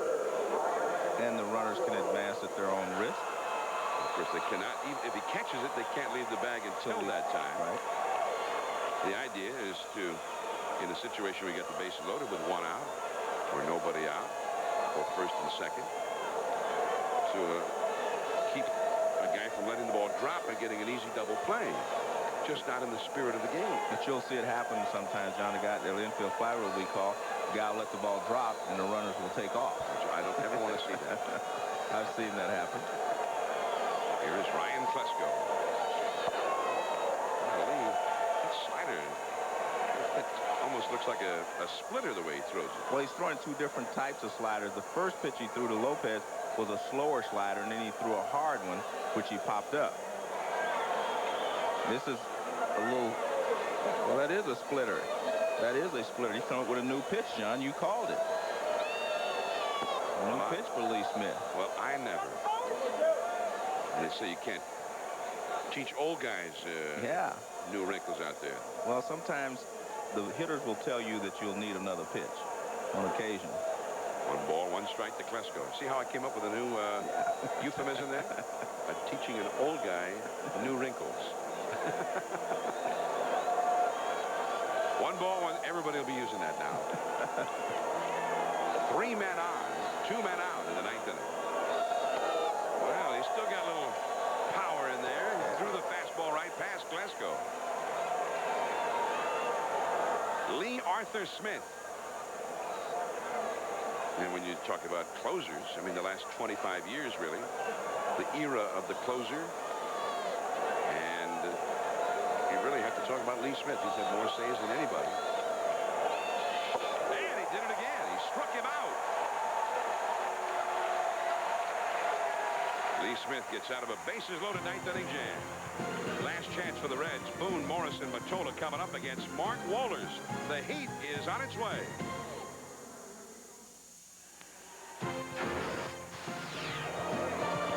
Glavin tonight. Too much of him, and then the daring of Marquise Grissom, a steal of home, and it's been all Atlanta in this ball game and so far in the first third of the 1996 season. The ESPN Sunday Night Baseball Game of the Week. I'm John Miller with Joe Morgan. Every Sunday we're here, 8 Eastern, 7 Central, 5 Pacific. Just turn on the set, and we'll be here to bring you a ball game next Sunday. Oakland at Minnesota. Mark McGuire, the sensational young left-handed swinger. Jason Giambi taking on Paul Molitor, Chuck Knobloch, last year's Rookie of the Year, Marty Cordova, and the Twins from the Metrodome. Here's Brett Boone against one of the hardest throwers in the game today, Mark Wohlers. Well, he threw it hard and it was hit even harder. Base hit. Brett Boone with his first hit of the game. He's 1 for 4. That is the 10th hit for the Reds. Is that crazy? The Braves have 6 runs and 7 hits. The Reds have 1 run and 10 hits. Hal Morris comes up now. Well, what Boone did there, John, is he went the other way. Remember, he's been trying to pull the ball off Glavin, and he took that fastball and hit it the other way. That's what McRae has been trying to get him to do more of. Here is Hal Morris, 1 for 3. Well, he was way behind that Wohlers fastball. A little tardy. Now, Wohlers, last year, we were getting readings of 100 miles an hour on our Jugs gun, which, you know, now that I think of it, Joe, the Jugs gun is out of action right now, probably in anticipation of Wohlers coming in. 0-2 the count. Lenny Harris has come out of the on-deck circle for the Reds to pinch hit for Matona, who is due up next. There's Lenny.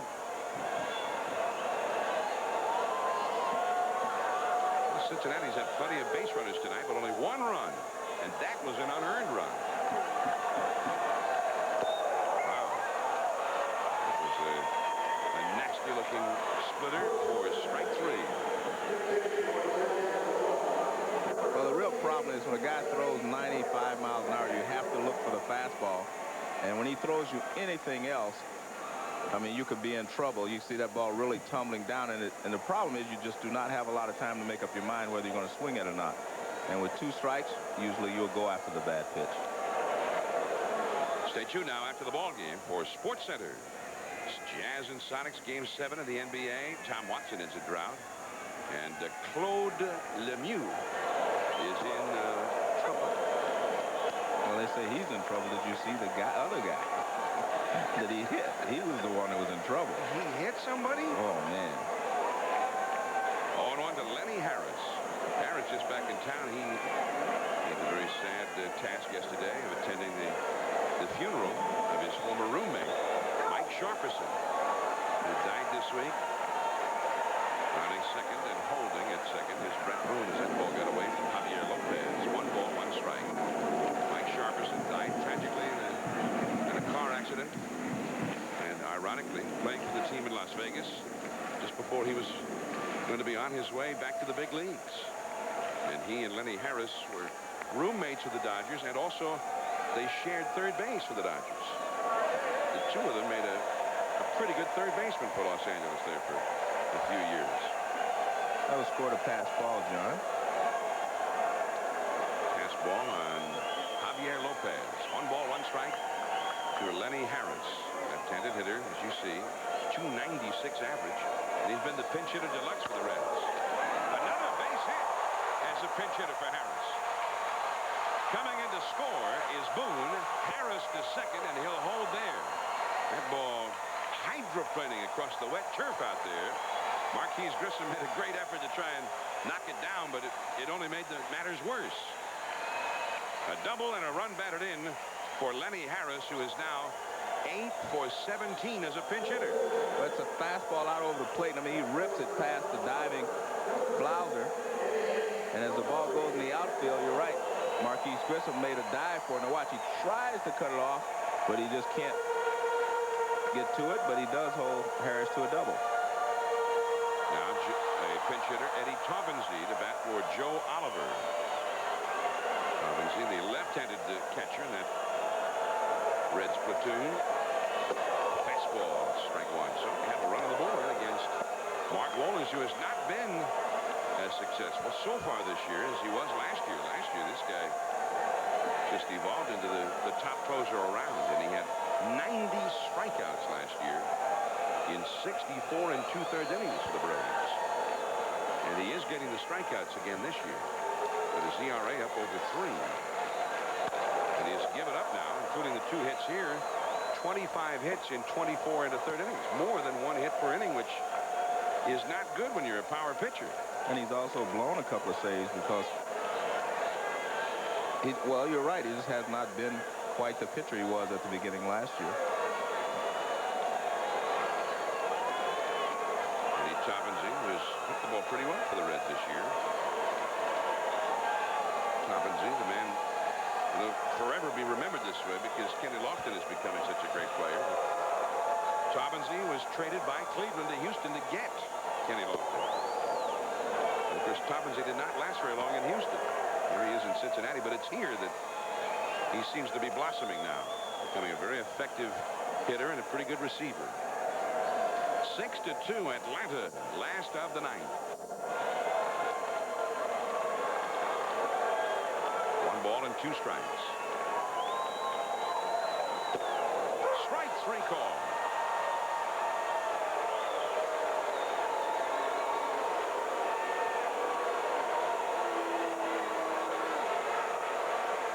Take a look at this pitch. Wohlers just turns that pitch over.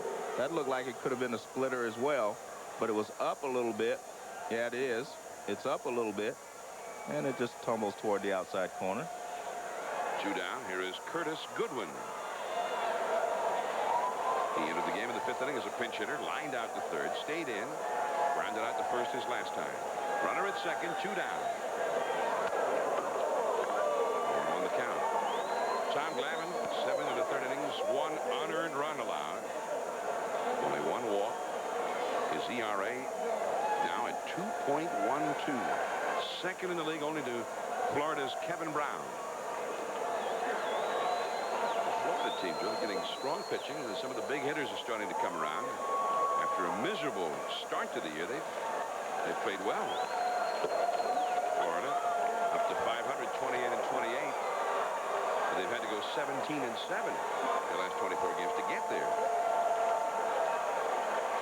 I think they had a 9-game winning streak at some point in there. There's Ray Knight, and it just is not getting better for Ray. His first job as manager. Our thanks to Ray for allowing us to put a mic on him tonight. Check swing, Chipper Jones. Throws him out. The ball game is over. So the Atlanta Braves win the ball game and take this series 2 games out of 3, and they up their advantage in the National League East to 5 games over Montreal. The Reds, well, they're 9 games under 500, but still only 3 games out in the Central. Next Sunday, 8 Eastern, 5 Pacific. Mark McGuire and the Athletics invade the Met.